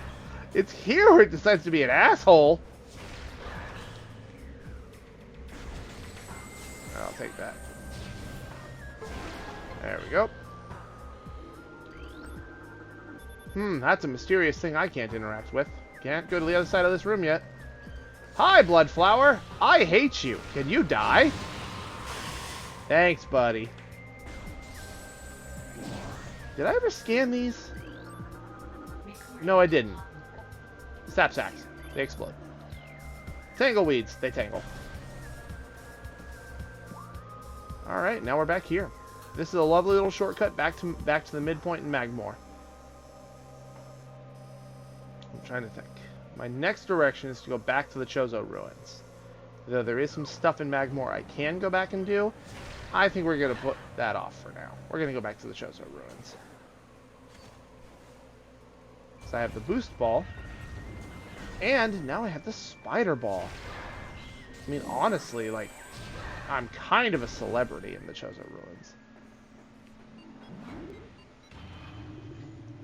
Yeah, technology making our lives easier? Pfft, when?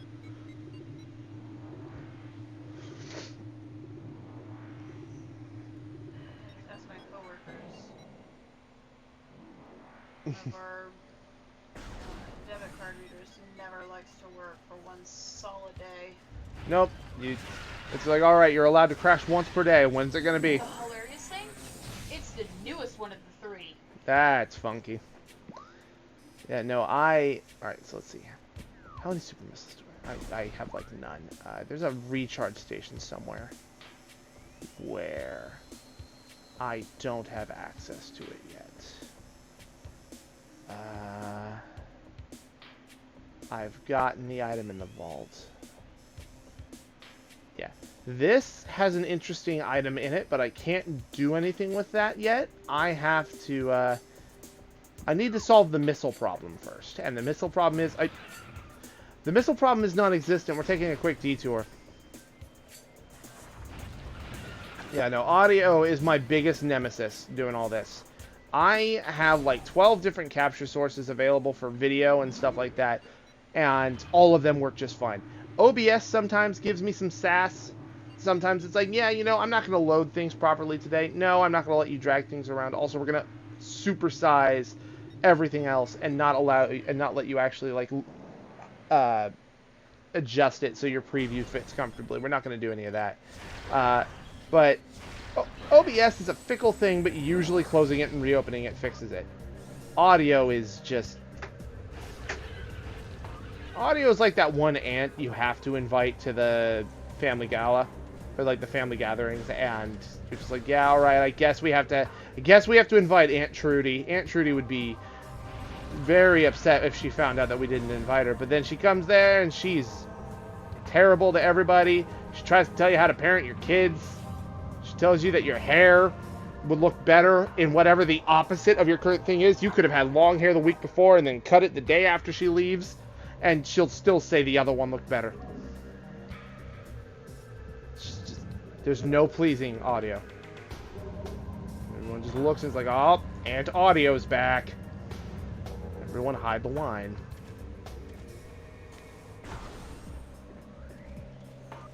And then you keep inviting her back because you realize, you know, oh, she was fun that one time.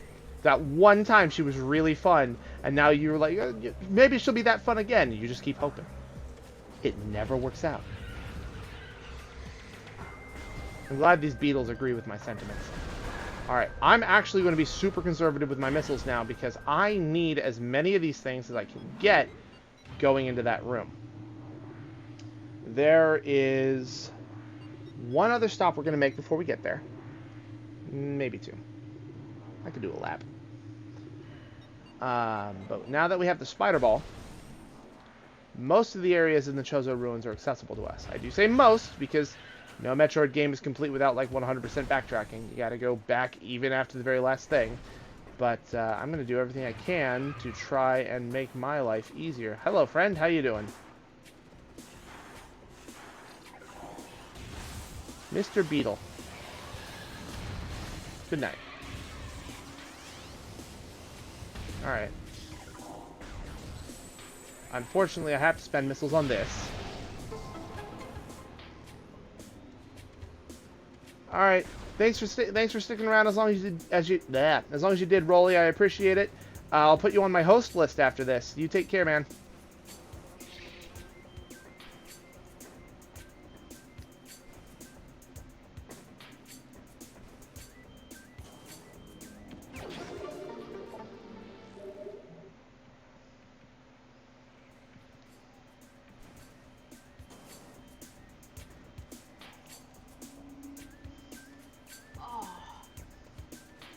Just popped my lower back.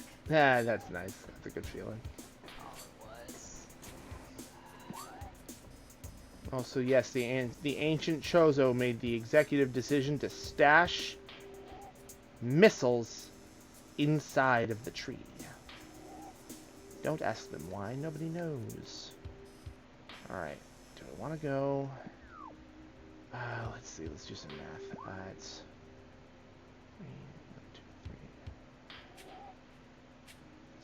1, 3, 4, 12.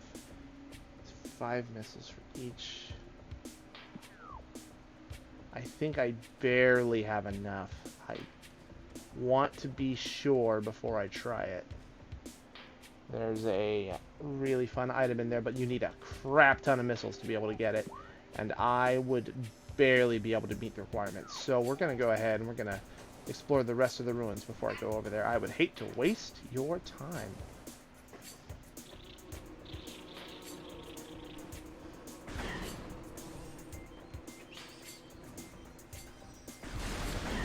Ow!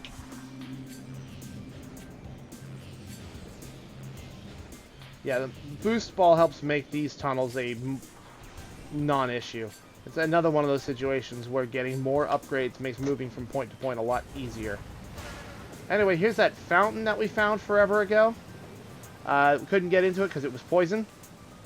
And even after we fixed the poison, we didn't want to get into it because other shit was going on. I will defeat you, physics. Alright. We're in the hole. There you go. You use the spider ball. Geyser shoots you up, you latch onto the ceiling and go wee. Rolling along at the speed of slope. Missile expansion. And then we go back up. Nope, not that way. That way, yeah. Now we go this way. Right, it's this way. It is this way, right? Yeah, it's this way. Yeah, the other area there, that is a hot area. I can go in there, but I can't finish it yet. I need another power-up I don't have. Ah, yes. This room. I'm not going to talk about what's in this room. Not yet. It's not there yet. So, even after we've cleared Phendrana, we're going to be popping back into the Chozo ruins quite frequently. Not as often as I think we're going to be popping into Magmore, but Magmore is more like a pathway between two zones. In this particular case, it's just, I forget where I'm going with this. I remember where I'm going with this. Okay, so you're going to pop in and out here quite frequently. What do they do to actually increase, like, the challenge of these areas? Well, certain enemies start to hurt more, because different things start changing. Most of these guys are fine. The Reaper Vines don't change all that much. And with the Varia suit, you know, damage is reduced, so, you know, there's that at least, and it is easier to bebop around. But they still got to make sure that you're not just cruising through the Chozo ruins. There's a couple of friends they add on subsequent visits, and I'll talk about them once we find them, but not every trip to the Chozo ruins is going to be a fun little stroll down memory. Ow! Ow! Alright. I wanted that plasmite to live. Unfortunately, it has made the executive decision to die. Anyway, missile expansion.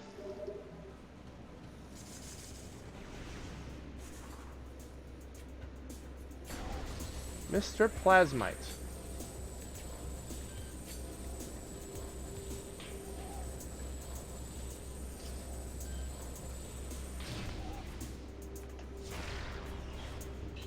Alright, fine. You get to live. But only because I don't want to waste any more ammo trying to kill you. Did it?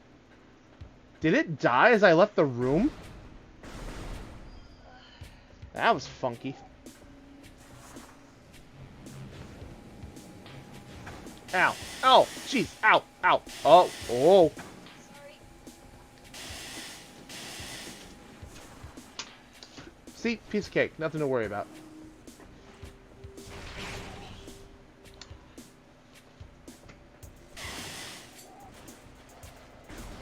My wife is rummaging through our coffee table. This means she's also dipping in front of my sensor bar. This is the problem when it comes to trying to play the Metroid Prime trilogy.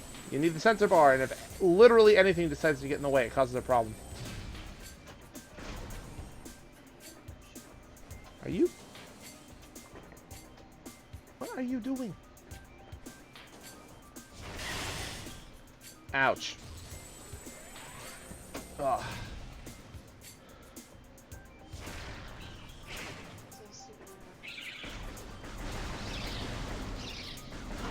Ow. Just remember there's a...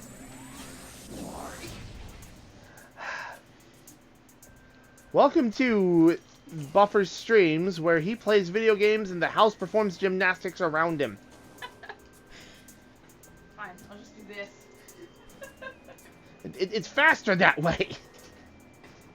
Oh, hello there. I'll take your collectibles, thanks. So, now that we have the space jump boots, we can pop in up here and say hello. Yeah. So, interesting thing I learned while watching speedruns of this game. Obviously, I knew how to get this item, but generally, for the most part, when it comes to level design, Retro specifically designed the outside, like these perimeters of the walls. If you can fit, you usually can stand on it, and it can be used to do some janky stuff. Speedrunners are very special, kind of interesting, and they teach you a lot. They teach you a lot about a game. All right, this is as far as we're gonna go before I double back for that other room, because I now have 95 missiles. That is a lot more attempts at what I'm going to be trying to do. I was able to do this with 100 missiles on my first playthrough. I think I'll be able to replicate that. And also give me the opportunity to double back and check out something else. So, the Chozo artifact room that we explored before. They gave you clues as to where to find certain things. Is where to find the Chozo artifacts. There are 12 of them in the game. I talked about this then. I'm just reminding. There are 12 of them in the game, and you need all 12 of them to complete the game. One of them is given to you in the room where you learn about them. And there are clues as to the whereabouts of every single one. That's good. Now, regrettably, we will be having to... Oh my god. Alright, game. Game, I understand. Alright. Alright. This is why I would usually... This is why I'm turning off the hint system on all subsequent playthroughs. Because if you don't know where to go, it's helpful. It's very helpful when it tells you where exactly you need to go. However, if you already know where to go, all it does is become bothersome and repetitive. I cannot play video games. I'm a sham. I'm using my brain right now. Sorry. I'm sorry that all of you expected actual quality here. There we go. All right. Oh, no. There you go. All right. Across the ball. There we go. And we want the wave beam. It's interesting that they have a wave beam door on a door you have to access with the spider ball anyway. I just think it's interesting. They probably just wanted to keep you swapping beams the whole game through. So, as we experienced with water before, you get some reduced visibility. Yeah, you move like you're walking through syrup. And we have over here a ledge that we cannot traverse. I don't know. Yeah. Infinite bomb jumps don't exist in this game, so you can't bop yourself up over the ledge. We're gonna have to come back once we have a way to actually get up there. That's slow. I hate water. Water fucking sucks. Hippity hop. Jippity jump. Hippity clap. And then you get up here. And while you're up here, you look around. Huh. This is a brimstone pillar.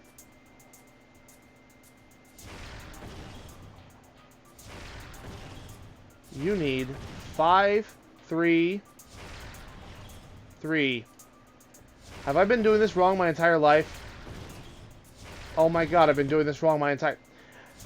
I thought you had to use super missiles on these. Because I thought that they were cordite. It takes 3 missiles to break them. A super missile costs 5.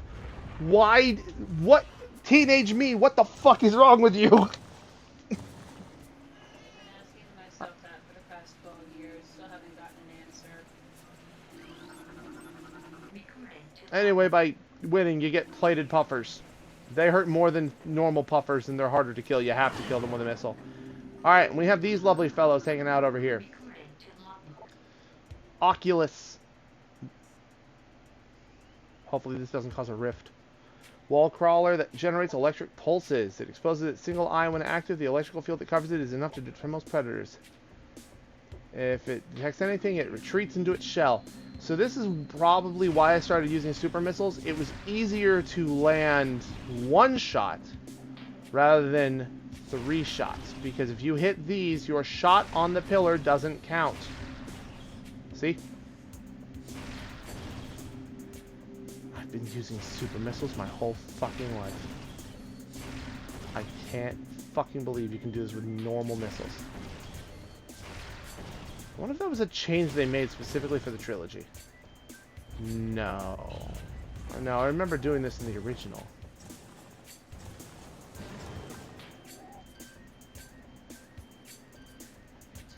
Anyway.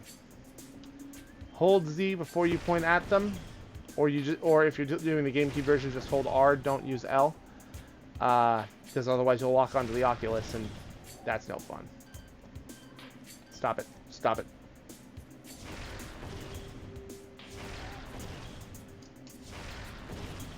And there we go.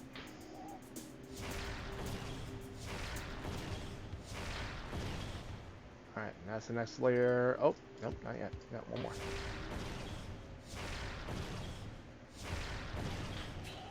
There you go. That layer's done. Yep, we are just we're just tearing apart this tower. We're making this tower. Sorry it was born. Yeah, see, okay, so that was what, 3, 4 sets? I'll count them on the way back down. I thought because you needed to use super missiles, this meant you needed to have like 80 missiles to be able to clear this. I did this with like 40. God, I'm so frustrated. So, remember how I said that you can't fire the super missile while you're in power mode? That's because every beam has its own super missile. In this case, this one's probably my favorite one.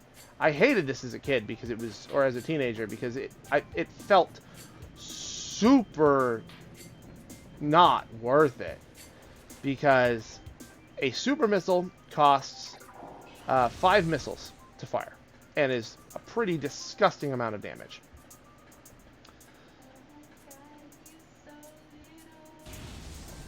What? I found a picture of when we first brought Tyramon. No. But, so super missiles cost 5 missiles to fire. As a result, they do 5 missiles worth of damage. Arguably more, I'm not sure. But they do a lot. They hurt a lot. Thanks for the stuff. But the Wave Buster is a very special type of weapon. It requires you use the Wave Beam to initiate it. And it costs 10 missiles to initiate. Notice how I am saying initiate. Don't really have a subject to test it on because the plated beetle's a really terrible choice for it, but you charge it up.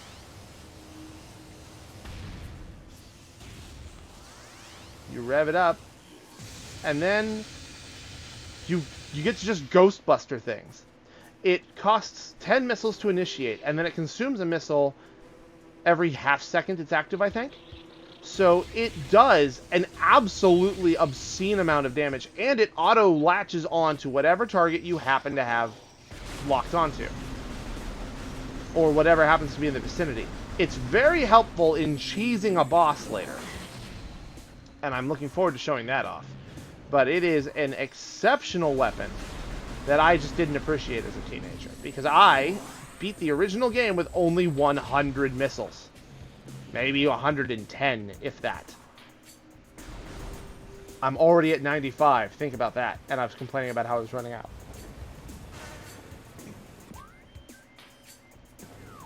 Missiles are so good at just removing threats from the room. And they're great at dealing damage when you otherwise wouldn't have much of a chance. And to think that I operated on such a small amount of them, which, yes, 110 is a very small number. Reminder that this game's cap is 250. I wasn't even at half, and I was fighting with half ammo capacity. Alright, I screwed up again. We're going back the other way. Might as well hit this up while I'm on the way. Hopefully I'm able to do this. So, now that we have super missiles, or not super missiles, but the spider ball, there is an area that we can go back to. Ow. Ow.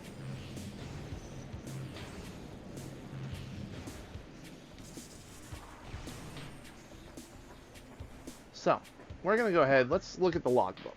This is part of what I was getting at when I was talking about it before. Also, 39% items and 59% scans. I'm doing great. So, let's look at the logbook. Artifacts. Oh, that's right, we got the one from the other area. So let's see here. Yeah, the black ink looks like we're running low on. You might want to rotate that out. Let's see, is it wild? Yep, here we go. A sun chamber. High atop our ruined home became the nest of a great beast and a source of corruption. Many chosen spirits have been drawn to this tainted place. Release their bond to the world to claim the artifact of wild. So, the green labels in these descriptions describe the name of the room in your map. For example, there's a tower within the ruins where light always shines. Move through the waters there to find the artifact of Life Giver. So, you look at the names of these rooms. The Tower of Light. Huh, there's a room back there I can't access yet. Or the Sun Chamber. Read the clues and they're actually quite helpful at telling you where you need to go. What? Read the clues? They're helpful? Impossible. Nonsense. I'm telling lies. That's a wall. Just had to look down at my at my chat, walk right into a wall. Why do I feel like that's going to happen a whole lot more? Out of the way. Out of the way.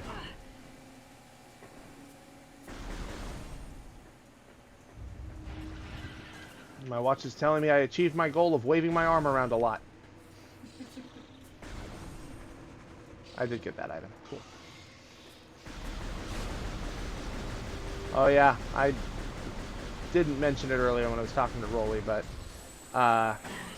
one of the other reasons I prefer the trilogy version of Prime 1 is the Wii was just better hardware and had the ability to process things faster. This means that I'm not getting stuck at doors all the time. This is something we're going to definitely notice when we get to Prime 3. There's a lot of doors that just take fucking forever to open. That's because they're loading the entire area on the other side of that door. That's how they get away with making these areas look so nice. And when we're all done, I will be showing a funny little thing about what should happen in other versions of this game. I suppose now's a good time to talk about this as well. While I was playing this, or getting ready to play this, I watched some other people play this. Proton John, a fantastic YouTuber and streamer. I highly recommend you go watch him if you need something to fill the space with. Recently did a series on Metroid Prime as well. Though his was a game clearing type thing, something that he had played on stream at one point that people asked him to finish. And it became very apparent that there were certain issues with certain versions of Metroid Prime. For example, if you are playing the game on the PAL version, the European version of the game, oh mama, that game has so many glitches. Including the fact that I think Proton John managed to defeat the first boss, the Hive Totem, for the missiles. And the totem didn't raise up like it was supposed to. It stayed down, but was completely transparent. That's not that much of a problem, but there was a lot of other funky stuff that happened. So, if you're using the PAL version, save often.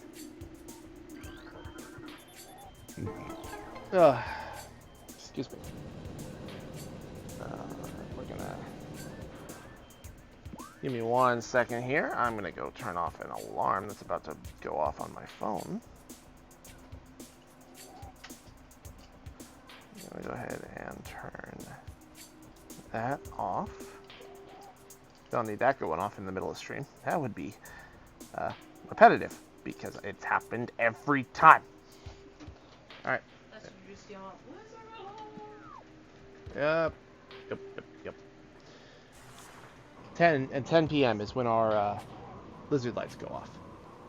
Hey, look, it's the oculars again. Ah!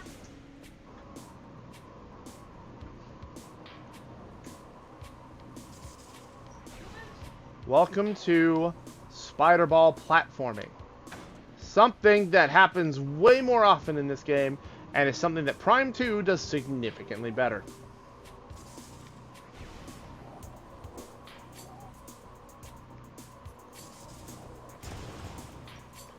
These blocks are made of sandstone. So when I bomb jump to the next one, the previous one has exploded. This is not good. It means you get one shot. Anybody see that? Wonder what that is. What was that noise? Loki, you need a breath mint. I know. Let's go pay a visit to where Phendrana was when we killed him, shall we? And now, a theme that I hate hearing in this game more than any other one. It's not that it's bad. It's just that every time it plays, you get to hear Chozo Ghosts! Spectral entity, bioelectric field invulnerable to natural energies. As these entities phase in and out of existence, the only way to track them accurately is with X-ray scanning. This partially phased nature makes them invulnerable to natural energy types, such as fire, ice, and electricity. Their aggressive and erratic behavior is most likely due to the corrupting effects of Phazon and the Talon 4 environment. They appear to be drawn to Chozo religious sites, where they wreak havoc upon anything that dares to enter the area. Behold! Spooky ghosts! And unlike Scooby-Doo, these ones are real. You can only hurt them with the power beam and other things that utilize the power beam. Missiles do not work. Super missiles will. They are incredibly durable and take some serious punishment. And because they are only weak to the power beam, these fights never get easier. They are always a pain in the ass. And when you go into a room with them, usually the doors get locked. So you have to kill them before you can leave. And it is infuriating. I hate them. Not as much as other things in this series, but I hate them. They are neat, they're fun lore-wise, but god do I hate fighting them. Thankfully, super missiles take a lot of the pain out of the encounters. And there you go. A Chozo artifact, and the vines are open. This is why you have to wait until you get the spider ball. These vines don't go away until you clear these ghosts. Meaning if you were to go through the Great Hall all over again and climb all the way back up to the top, the same way we did when we first fought Phendrana, you would be met by a vine wall, and you would not be able to move forward. Chozo artifact acquired! This is the Artifact of Wild, the 4th of 12. And there it goes. Fits in nice and neat in our little puzzle.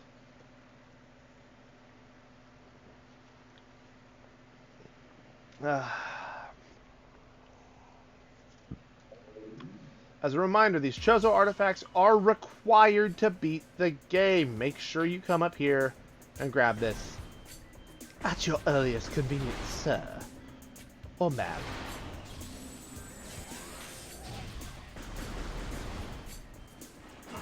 Get out of the way, out of the way, out of the way.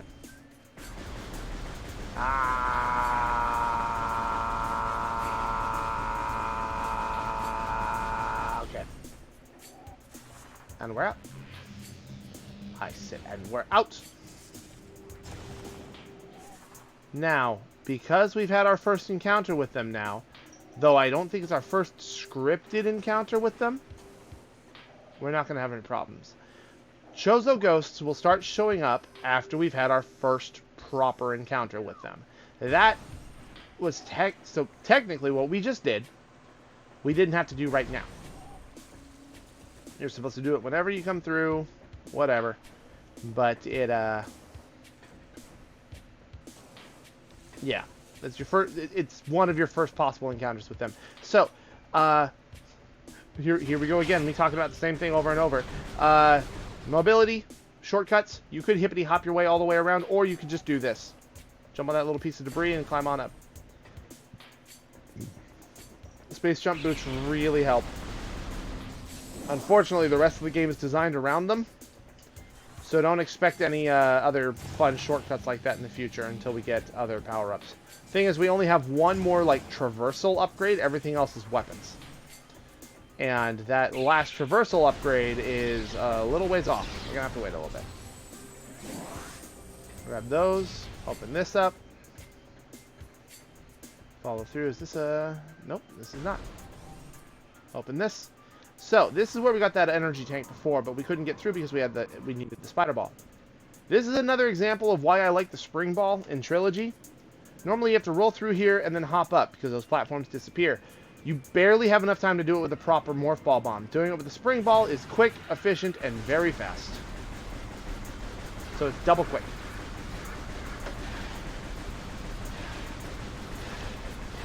And here we are demonstrating my sick powers of Blasto. And here we are. Chozo lore.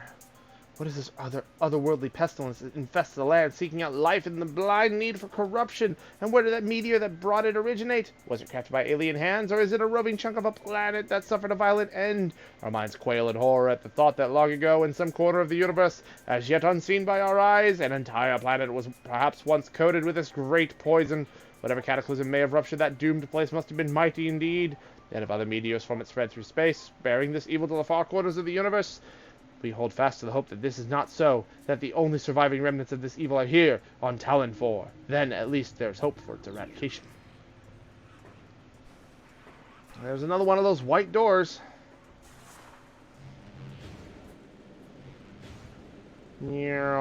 Flashing light warning, I suppose. Sorry. It's going too fast. Open the door. Ah. This fun room. I get this room mixed up with another room very often. And we go zoom. And we go zoom. And we go zoom. Chozo lore. To the entrusted one, if you read these words, then our hope has not been in vain. Your path is fraught with danger.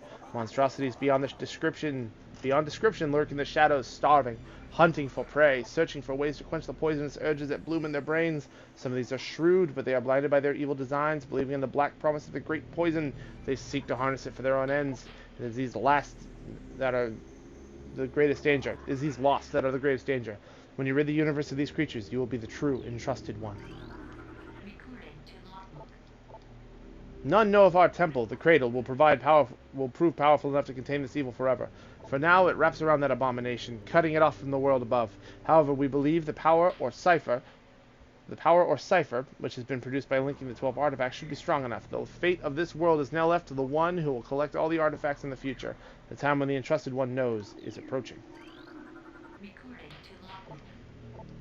Many Chozo are gifted with a distant sight, and even more begin to learn it. As our harmonization with the universe becomes more and more complete, we peer forward, seeing prophecy in the ripples of the water, hearing rumors of coming days on the breath of the wind. Though we celebrate the distant sight, many of these visions are dark. The worst of the prophecies, and the most common, tells of the coming of the worm. Born from parasites, nurtured in a poisoned womb, the worm grows, devouring from within until the world begins to rot. Not all prophecies come to pass, of course, but we cannot help but fear this dark portent. So following that incredibly normal and not at all ominous prophecy, Cordite with a scan icon.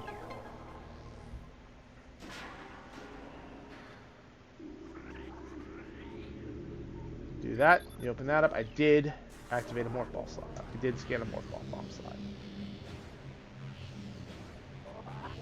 I'm going to play some more Pro Skater, doing some stick tricks, and then we spider ball on up.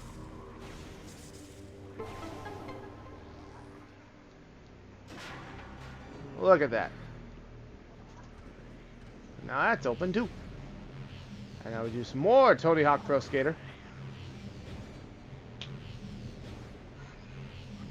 And then we hippity hop. There's a bomb slot. We lower the elevator.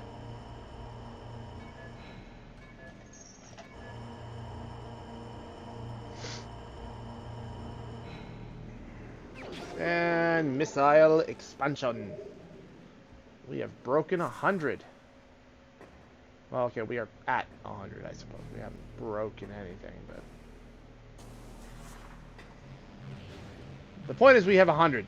It's nice. It's a good feeling to have.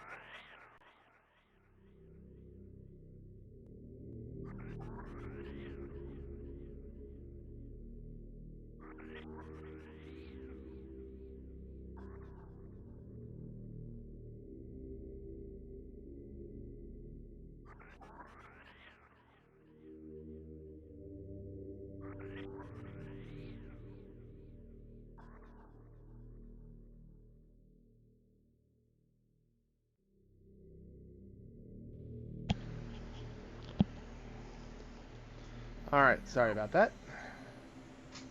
Alright. Here we go.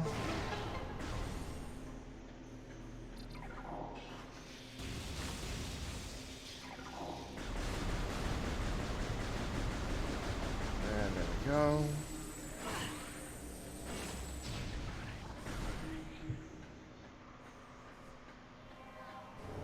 And here we are in this room. The Hall of the Elders.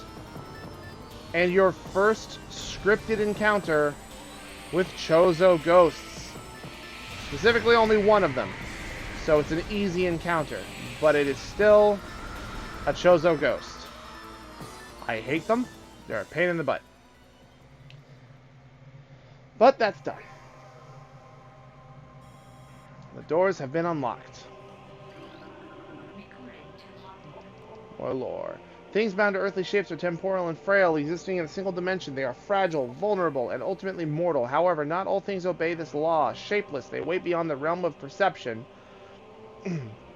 emerging only when one arrives who can feel their presence. Such is the will of the Chozo. Our will to defeat the evil seeping into this planet remains. We desire only to see the darkness meet its end. The will of the Chozo has no mind or reasoning of its own, though. This will be the Entrusted One's trial.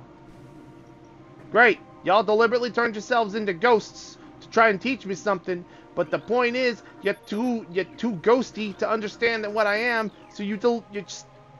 Alright, we're gonna turn into ghosts to help them. Okay, great! But we're not gonna be able to control ourselves. Okay? And they're going to intrude into our places. Okay? So we're gonna shoot her. Why?! Anyway, spider ball.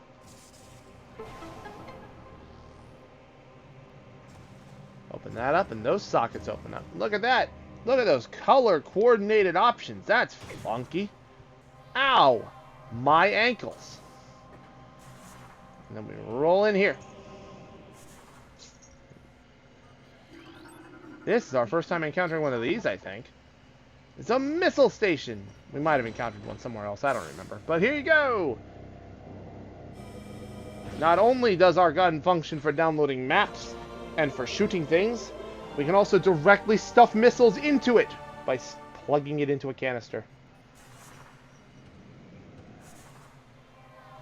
Alright.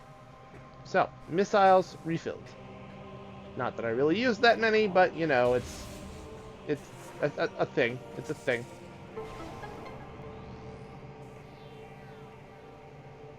And now that rotates. Well, and now we go back down and say hello to our great friendly elder. Can I scan you? Statue of a Chozo elder.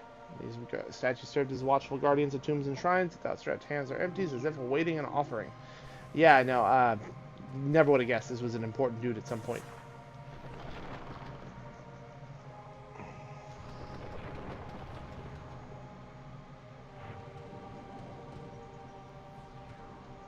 You go through the tube, and it goes, whoa!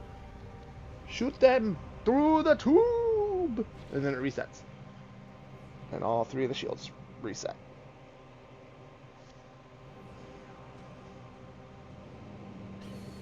Alright. Let me look at the scanner. There we go. And now we don't need to use that little pipe platform. The pipe path. We can now just jump up there. Nothing crazy. Boy, look at all these stone toads. I sure hope none of them are going to be rude. Drainage shutoff is disabled. Well, I can't have that. I need my half pipe. Fuck your swimming pool. Oh, well, goodbye, fish. And now, the stone toads were napping. But now, the water's gone. Split. Goodbye, stone toad. You could have been my friend. And here we have a save station and another pathway. But we're not going to go that way. Not yet.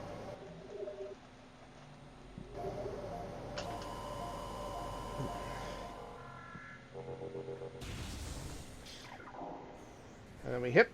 And then we hop. And we bop. And we boop. And there we go.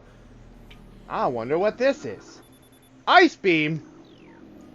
Well, I can't have one of those. I'm leaving. Uh-oh. Well, it's going to get real cold. I suppose it's fine. Getting close to winter, though. It's going to get too cold. Ice beam acquired. Alright. Alright, so the ice beam is our third beam type. It shoots fire. Now, it functions more like a slow-moving, not a shotgun, but it's got like a shotgun firing speed. I guess this is more of a shotgun firing speed, I suppose, but it's very slow. As a payoff, though, naturally, it is the ice beam. It will freeze targets when you blast them, allowing for a quick kill with the use of a missile. Access to Talon Overworld South granted. But we're not going to do that just yet. You guys may remember those elemental shields in the Hall of the Elders. Well, there's a reason that they give it to us here. It's actually quite handy. Very handy. And we will be going back to Phendrana soon enough using this new beam. But let's take a slight detour this way first. Just like the wave and power beam, the ice beam will open up the blue doors, because they aren't picky about what you shoot them with. This is the problem that I was talking about. You enter these rooms after you've cleared them, and the Chozo ghosts can just spawn. They can only spawn in certain rooms, this being one of them, but they always spawn in this room. They also spawn in the Great Tree Hall, and I hate it. I hate it. They slow things down. They wanted to make sure that there was still danger in the Chozo Ruins, considering that we cleared it so early. But it is tedious. I don't much care for it. Ow. Boy. Yeah, I know I can't open the door with that weapon. I can open that door with this weapon, though. Yeah, I walked in here with 100 missiles, and I will also be leaving with 100 missiles, but that's not the point.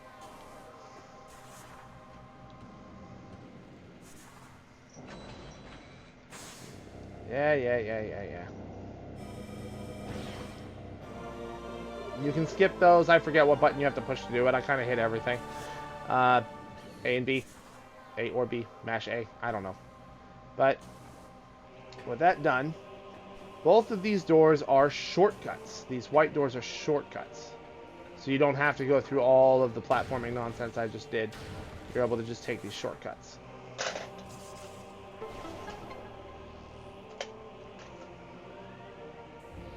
With this new beam, we're able to open up this other pathway, which will have a different reward waiting at the end of it for us.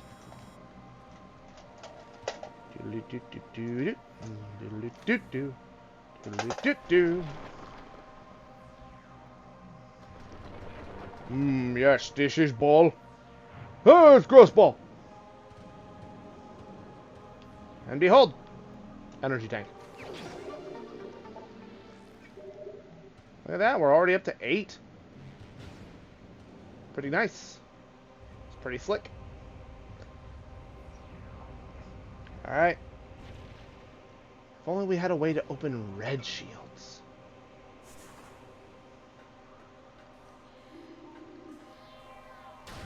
Anyway, Ice Beam opens this door.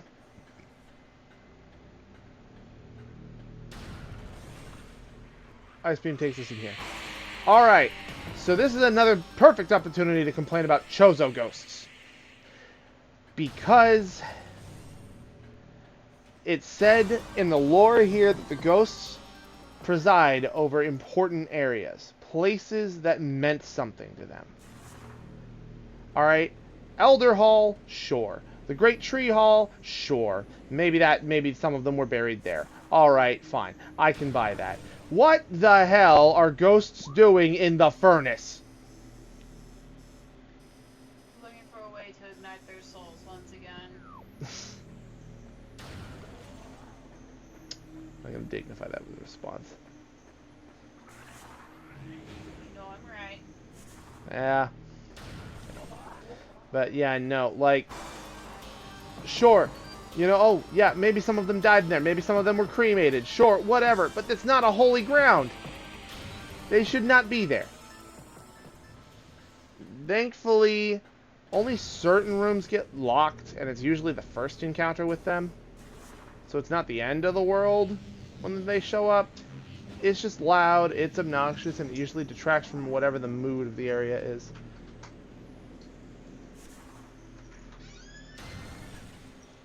Loki, don't even think about it. Alright. So, let's explore this pathway over here. We're going to poke in here. What do we got over here?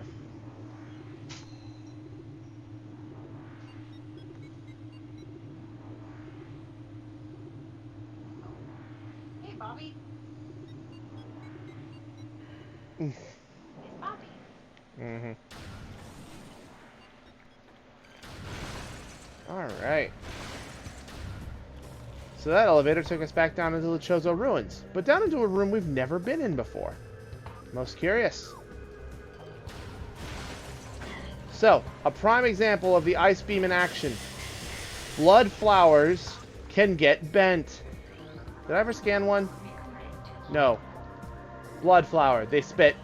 Not blood, but poison. It's kind of a misnomer. But you freeze them, they can't spit anymore, and then you just blast them with a missile. The Ice Beam has a much higher damage output than the Wave Beam, but the thing is, you cannot damage enemies with the Ice Beam while they are frozen by the Ice Beam. So this means that yes, its damage output is higher, but you usually need to fire off a missile immediately afterwards. Enemies that don't get frozen are usually too fast to avoid the Ice Beam. And the slow projectile speed is a problem for certain enemy types.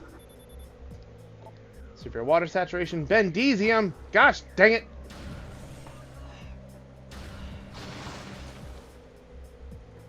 Alright. Sapsack. Ah, yes. So this room has something funky going on in it. Can anyone guess?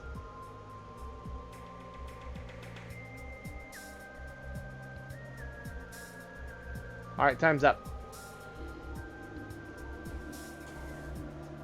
Something curiously you can only scan from a certain angle. But the game does acknowledge that it's weird and lets you scan it at certain intervals. Alright, what about from over here? Can I scan it from here? Nope. Alright, well, whatever. The point is, that platform's invisible.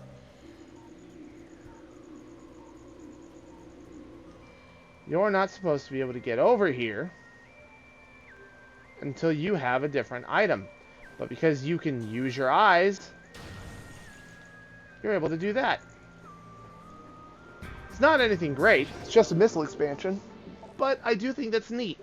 Eventually we'll get the ability to see invisible things, but in that particular case, this is a great way at the game foreshadowing that this could be a potential problem. If you don't know what to look for, you don't miss out on anything. It's just, look at that, it's a thing, you can't interact with it. But hey, it's there, and if you know what to do, and if you can see what it is, you're able to hop on it and get an item early. And it's not even like, oh, congratulations, you got like super missiles early. No, it's just a missile expansion. But that can be pretty handy. Unfortunately, there's not much we can do from this angle. I can't open that gate, and I can't do anything with Bendesium, so we're just going to go ahead and move on. Oh yeah, these seedlings are no match for the Ice Beam. The Ice Beam does enough damage that you can just straight up one-shot them. It doesn't even freeze them. But naturally, a lot of things in Magmoor Caverns aren't going to be exceptionally happy that we have this Ice Beam. I got about 30 minutes left tonight. I got time. I should hopefully be able to get back to Phendrana, no problem. Especially if we check out this other pathway over here. Yeah, stone toads are interesting in that they don't hurt you when you run into them. They're just there. And they're completely docile, too. They don't do anything to hurt you unless you are a tiny sphere. And they think you are food. It's the only way they'll actually hurt you. And even then, it takes a while for them to try and spit you out. Being in their mouth doesn't hurt you. They eventually just spit you out. It's disruptive. That's about it. Stone toads are funky, man. Funny thing about the stone toad, the first time I saw it, it was in that dark alley in the power room in the Chozo Ruins. I was so scared of that fucking thing, man. It was big. It was weird. I didn't like it. Oh, yeah, the Geemer. That one guy we had to kill with a missile. Stop to kill him with a missile. Ice Beam doesn't circumvent that. And that's definitely a detail that I remembered and not something that I just was reminded. Ah, so this is funny. You can actually see down there. You'll need to blast away the weeds and then zoom. Otherwise, they will melt you faster than you can escape. But yeah, no, I was really afraid of that stone toad. It was, like, crippling. It was bizarre.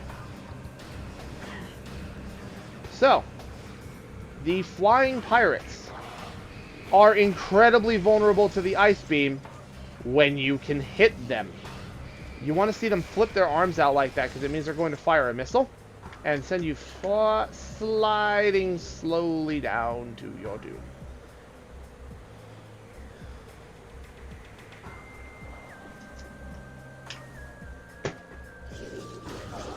Oh! Hey, Raylar, it's good to see you. Thanks for the follow, bud. You got to experience that really funky new alert. Real funky.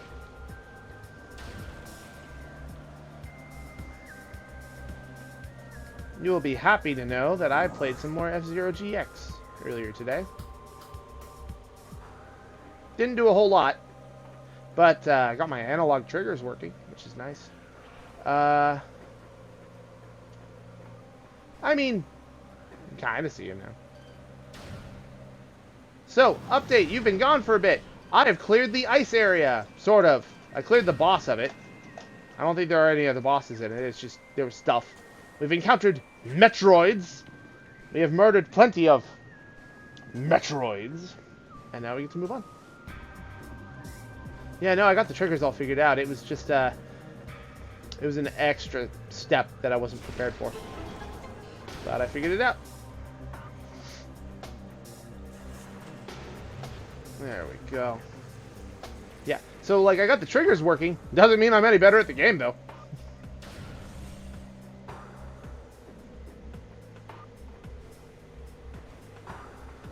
Alright, let's grab some missiles before I leave. Because now with this Ice Beam, it'll be much easier to actually make headway in the caverns.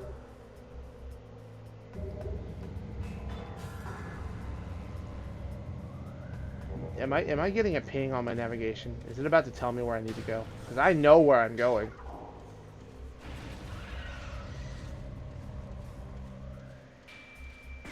Yeah, now I have a chance to practice with full controls. And that's the tricky part, is just... I am programmed to adjust with my left stick. And it's very rare that L and R is supposed to be my predominant, like turning apparatus.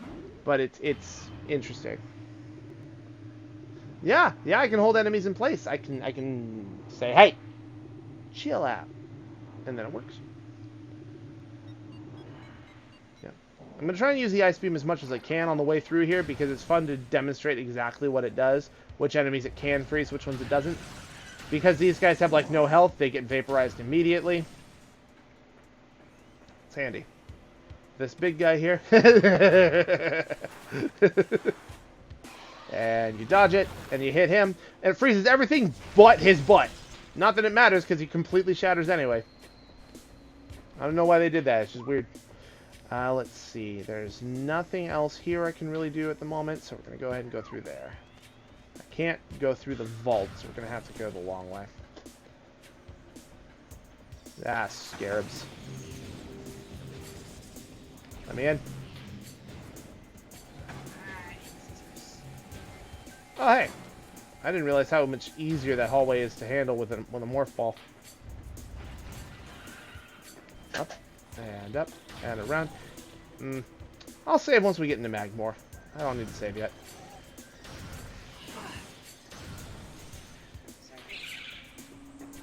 Eh. Ow! Frickin' Plasmite. Get out of here.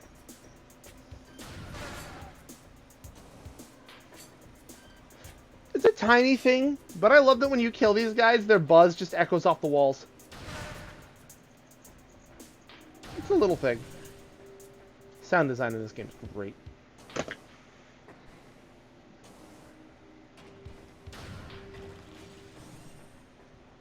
Alley-oop. And in we go.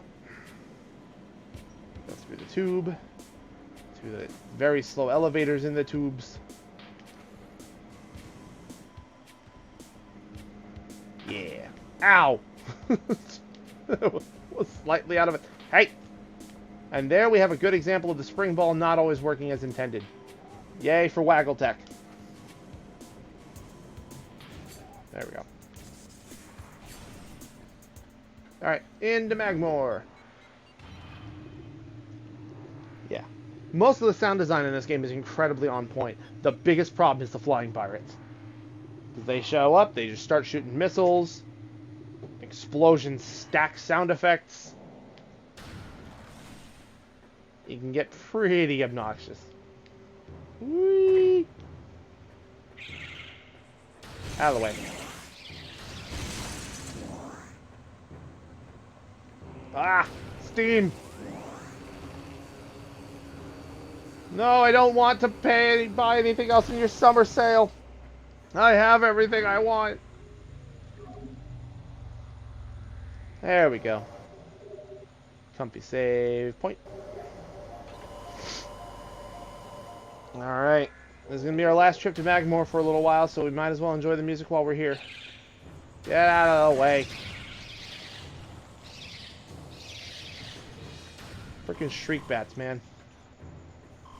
Owie. Ow!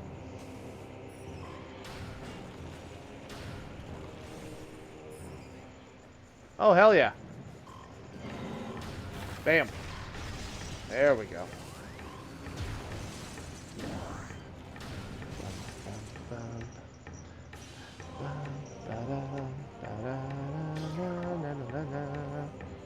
No, absolutely. I would love that. I would love that. Alright, Lava Lake. I think this might have been the thing I was confused about. Yeah. We're gonna have to work. We're gonna definitely have to test that out on a day that's not stream day, because I need to make sure I get everything properly set up. Because I'm worried about simultaneous audio flow, but I'm sure we'll be fine. Yeah, there we go. So, how on earth did I know that was there, besides the fact I played this game before? The hint for this room. Let's go to it. Artifacts. I don't know which one that is. Alright, I have that one, I have that one. Okay. That's the tower. I have that one. Alright. Don't have that. Grove of Life. all that. Nope. Nope. Okay, well, I actually don't have the hint for this one. Oh, hell yeah, like, through Discord? Discord would be easy. I've done that before. And then Crash the Couch would absolutely be awesome. I just need to get that all figured out. Maybe after I get a new mic. But, so, that. There's the clue for this room talks about it. Unfortunately, we're not going to get to read it because I have already acquired the artifact. But, eventually, there's an item you get that tells you that this pillar is hollow. And as you saw, oh god. I guess I should have shown that at some point. Don't turn on your thermal visor in Magmore. It's a bad idea. But you eventually get the ability to look through it, and that's how you figure out that it's hollow. That's why I tried scanning it to see if it would tell me about Cordite. But I knew that you needed a super missile for it, because obviously I knew what I was doing.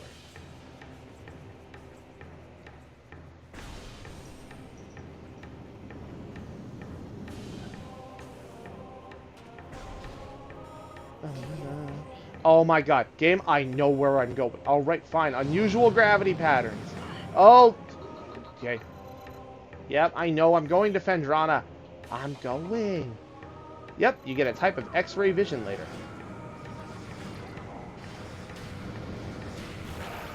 Get out of here. There you go. You guys probably saw it there a little bit. When your visor is fogged up and visibility is a little messed up, you can actually see Samus's eyes in the reflection of her visor when bright effects go off in front of her. It's very visible underwater when your visor's fogged up, or if a flying pirate's in the room has decided that you haven't had enough missiles today. Apparently they decided that my missile intake just wasn't that high. Boy, okay. No, I don't like you. Shut up.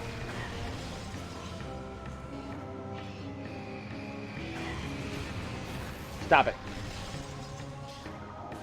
Okay. I think we'll just go into Phendrana, the front door. Through the front. No, we will not be going into Phendrana through the front door. We'll be using the shortcut that we unlocked.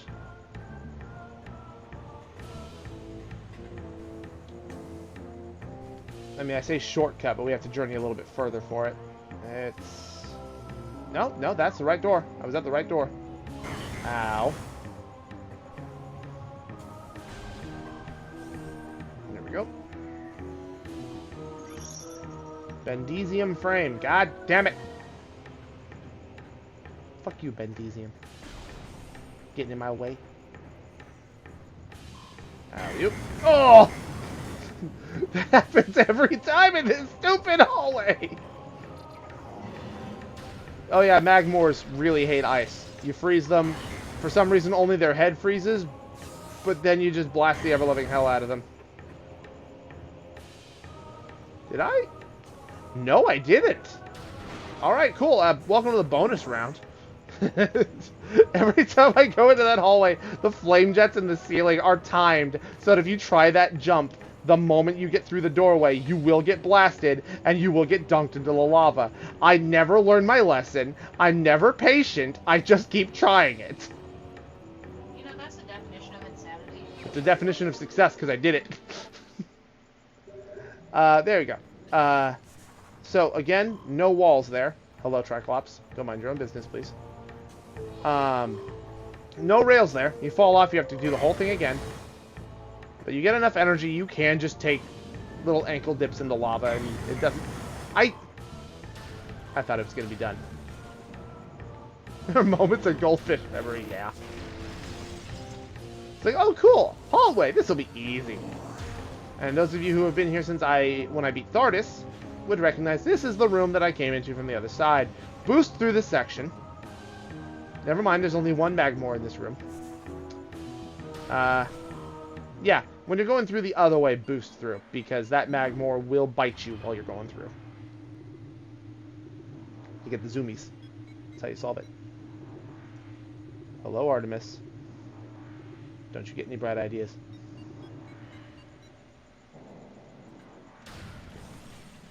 Let's be honest. That brain, that head of yours has never had a clever thought a single day in its life. Excuse me. Excuse me. Beetle. Beetle.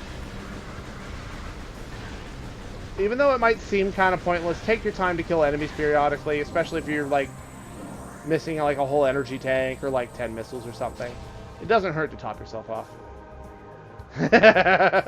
See, on the same wavelength. On the same wavelength. Even when we're on the opposite sides of town.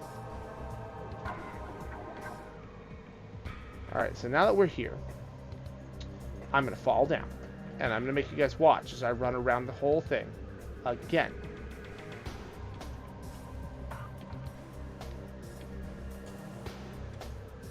I'm going to jump up here.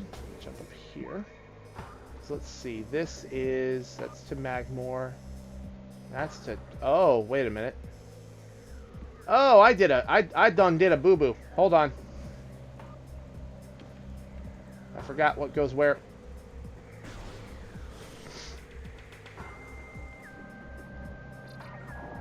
Oh, yeah, these guys are also allergic to ice, though they move slightly faster, so it's harder to hit them.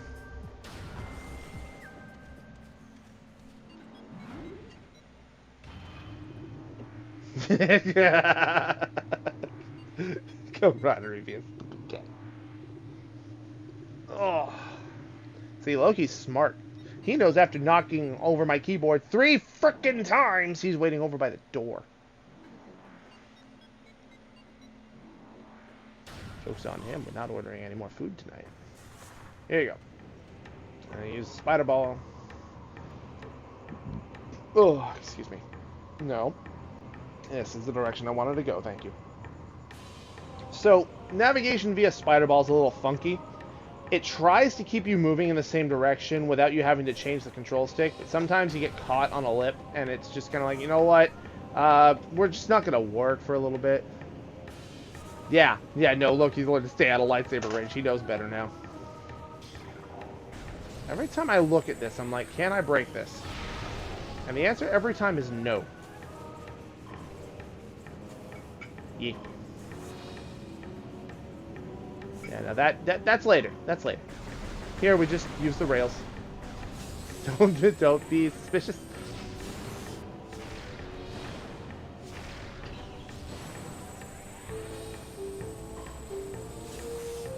No. No. Where am I going? Did I? No, I didn't. Okay. Where am I going? That way. Okay.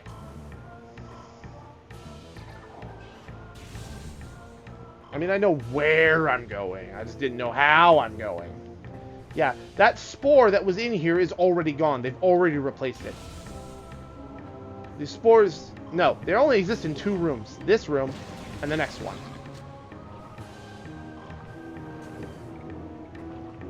Hi there. Is this the room I'm thinking of? Yeah, this is the room I'm thinking of. Can't do anything in here just yet. Gotta go a little bit further before we can do anything else in that room. Hello there. No. Haha.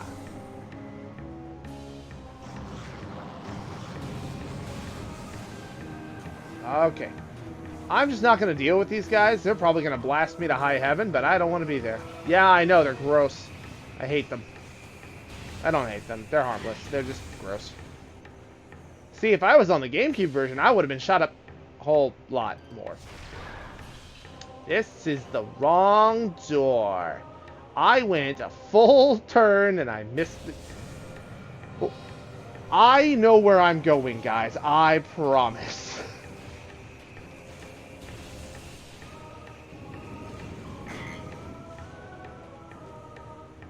Don't worry, me bouncing off the walls has a tactical merit to it. I bounce off the wall so I don't bounce off the fire. Alright. So, you can get here by just going through Phendrana through the front door. But there's really no reason to, because then you have to trek through the entire area again. You have to go through the beginning area, you have to go through that middle area where Thardus was, and then you have to go eventually go back around again through the frickin' tech lab. At least this way, we're cutting out the middleman a little bit.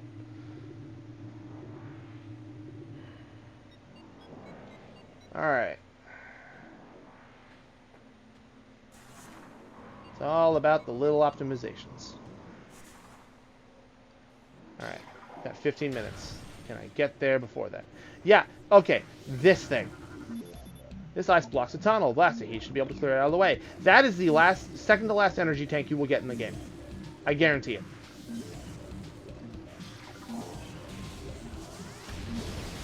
It is in such an innocuous place. You never come through here multiple times. It's such a pain in the neck. Anyway, welcome to the Frozen Pike.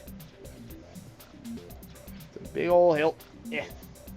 Having to adjust for my sensor bar. There we go. So, can't really go up any further. Not from here. There is something... There is nothing above us. I'll just look around. Navigate. Now this is where the music in Phendrana gets really funky. Some good shit here. And it's immediately... Alright. So yeah, this is what that ice door in the research core led to. You can skip the entire facility by just going this way. By just going the way we did.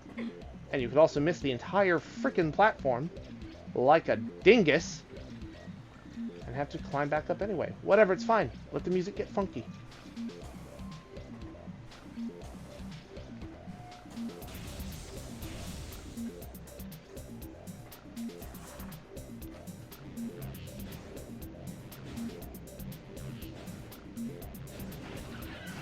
Nope. Nope. Scarabs?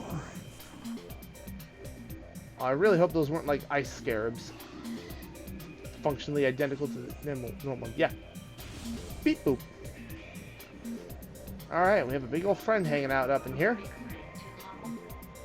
Glider. Docile airborne creatures with unusual magnetic properties. They're peaceful. They won't shoot me. That, on the other hand...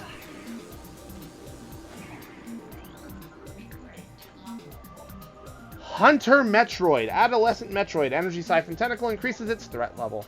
As Metroids develop, they become more efficient predators. An energy-draining tentacle allows them to attack at a distance.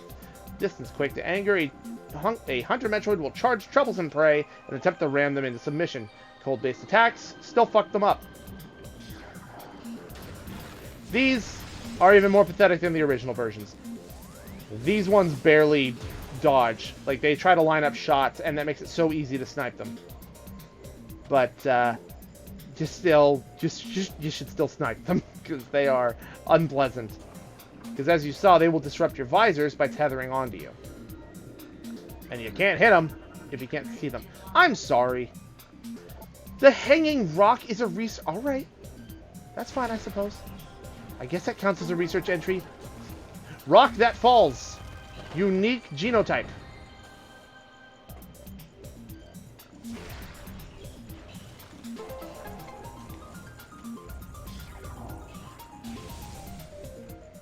Safe station. We're gonna go ahead and hit this.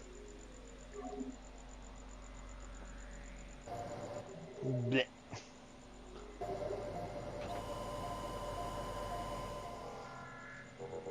All right. I'm going to go ahead and press on for a little bit. I should be able to make it back here when it's time to end.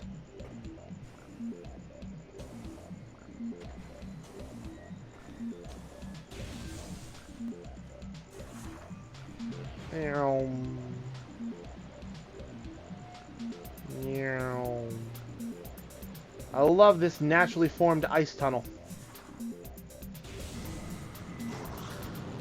Sirs, can you not? It's a request from me. I'm just gonna run in a circle. And now that you're frustrated by geometry, go away.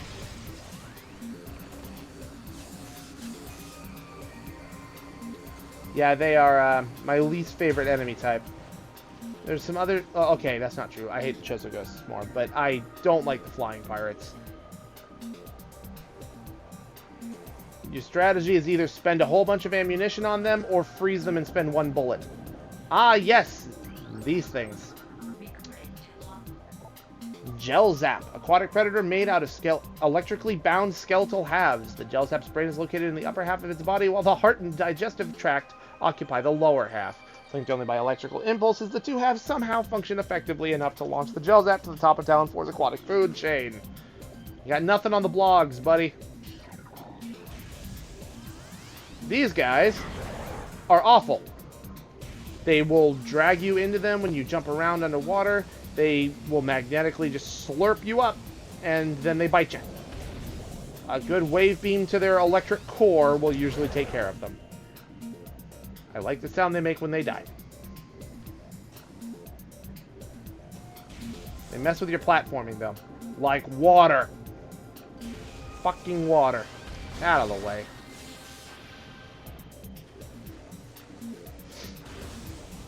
You ever been a shark that just got cut in half and decided, yes, I am a new predator? Because that's what a Gel Zap is. Frickin' things. Now, when we get to meet the blogs, you'll get to really learn the meaning of hatred.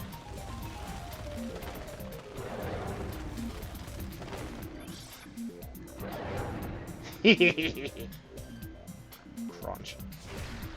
Is that gonna work? Holy crap, it did! Alright, we go around this way.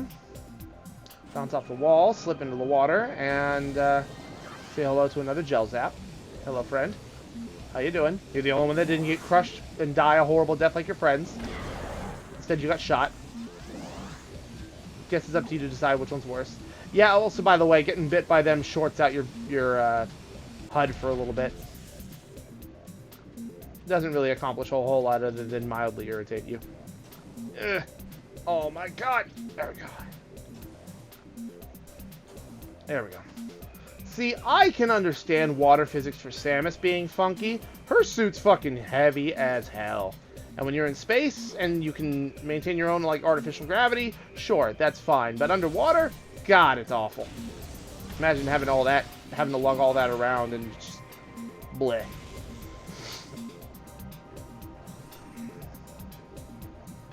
Doesn't make the water sections any less of a slog, though. This room, or just water, man, just sucks.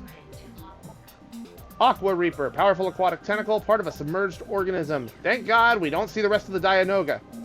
Fucking Dianoga, disgusting, man. Yeah. So it's like these, you shoot the tentacles and then they go away. You continue hopping around. It's literally just a water variant of those tentacles from the plant area. Except now they're water and they hint that they're attached to something bigger. Which, you know, is comforting.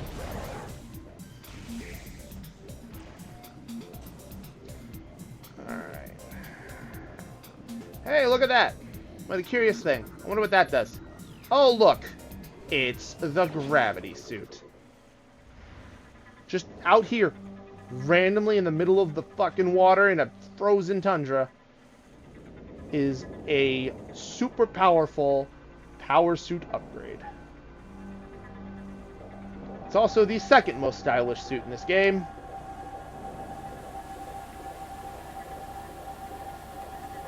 Because look at those colors. Granted, I'm underwater, so they're a little distorted, but I love the gravity suit. Always have, and I always will. Gravity suit acquired. Movement in liquid environments is no longer hindered. I now have my... Hey, biology gallery unlocked for purchase. Huh. Neat. So, now I can go back to my normal jump movement. Water is just like everything else now.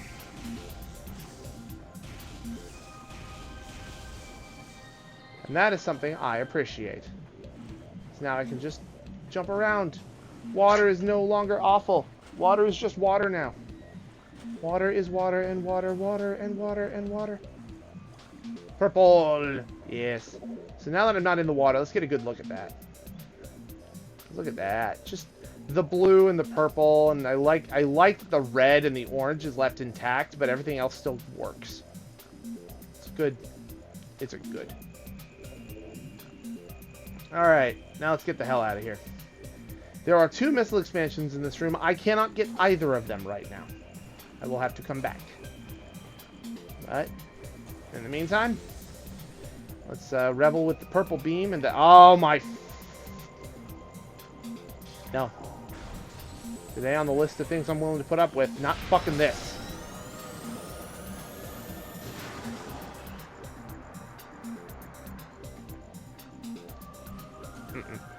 No me gusta.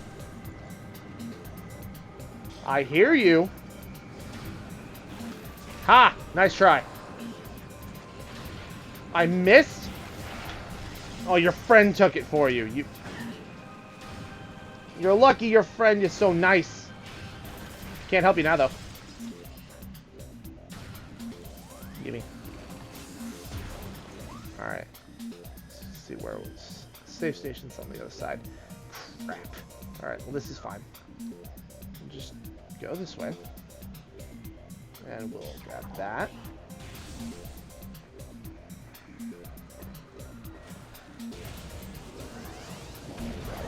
Yep. The other thing the gravity suit does, obviously, is that it fixes the limited visibility underwater thing. Because I guess your suit also just, in addition to gravity, now you just... Samus is actually wearing her glasses now? I don't know. But, you know, it's nice. It's adapted for underwater traversal.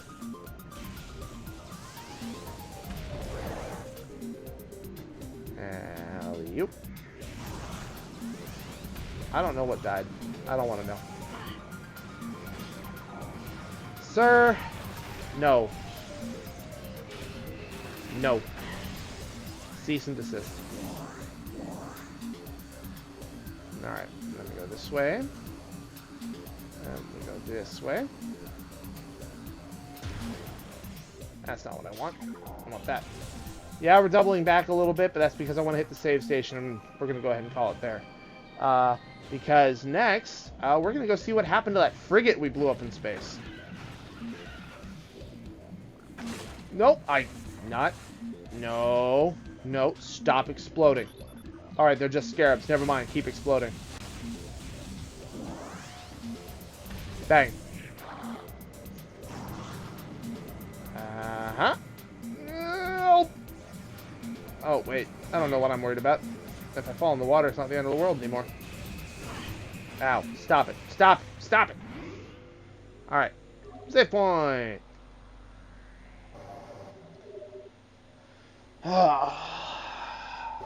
Perfect. And this is a great place to stop. We got our next suit upgrade. Got to just, we killed Thardis, we cleared out Phendrana. Now Phendrana is, I believe, 100% done, except for coming back for, like, minor upgrades and stuff like that, like missile expansions and stuff. There are no more traversal upgrades hidden in Phendrana. There's an energy tank here, though, so that's a problem. But, we're done with Phendrana. We got, technically 2 more areas left to go, and then we're done with the game. So if all goes according to plan, we'll be able to finish this Thursday.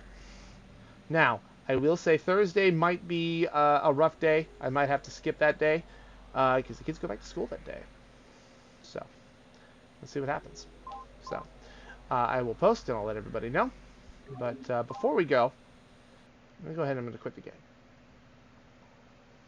I saved, so we're okay. I'm going to go back to the main menu of the Prime Trilogy.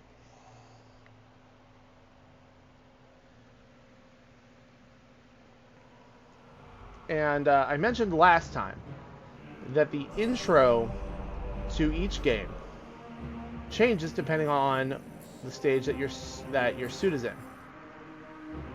Yeah, 48%, by the way. That's my total item collection. We've been in here for about 4 hours. And we still aren't even done. I've got 5 energy tanks left to get. I think that's 5. Is that 6? I can't count. That's 6. Okay.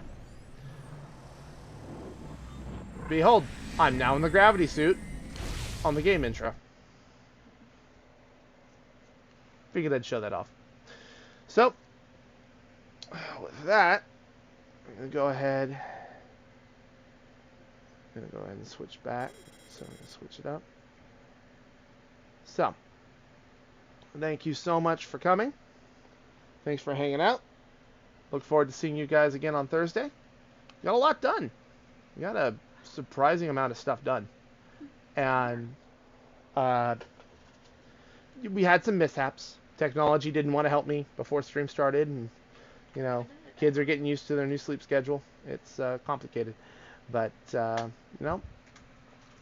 too bad, not too shabby, I feel. So thanks a bunch for everybody, and thanks for all the new follows. We're getting closer and closer to affiliate. Once we get there, I will absolutely get those emotes shipped out as soon as I possibly can. I got some new art I want to commission, and should be good. I'm really excited. I'm glad that this stuff's starting to work out. I'm trying out new OBS layouts, and once I get the transitions and everything set up, maybe I can pretend that I'm a professional. Anyway, next time we should, with 3 hours, I could probably finish Prime 1. Probably won't start Prime 2, though. That'll probably start in its own stream. But unless I somehow beat Prime 1 in like an hour. But we'll cross that bridge when we get there. Thanks so much for coming, and talk to you guys soon.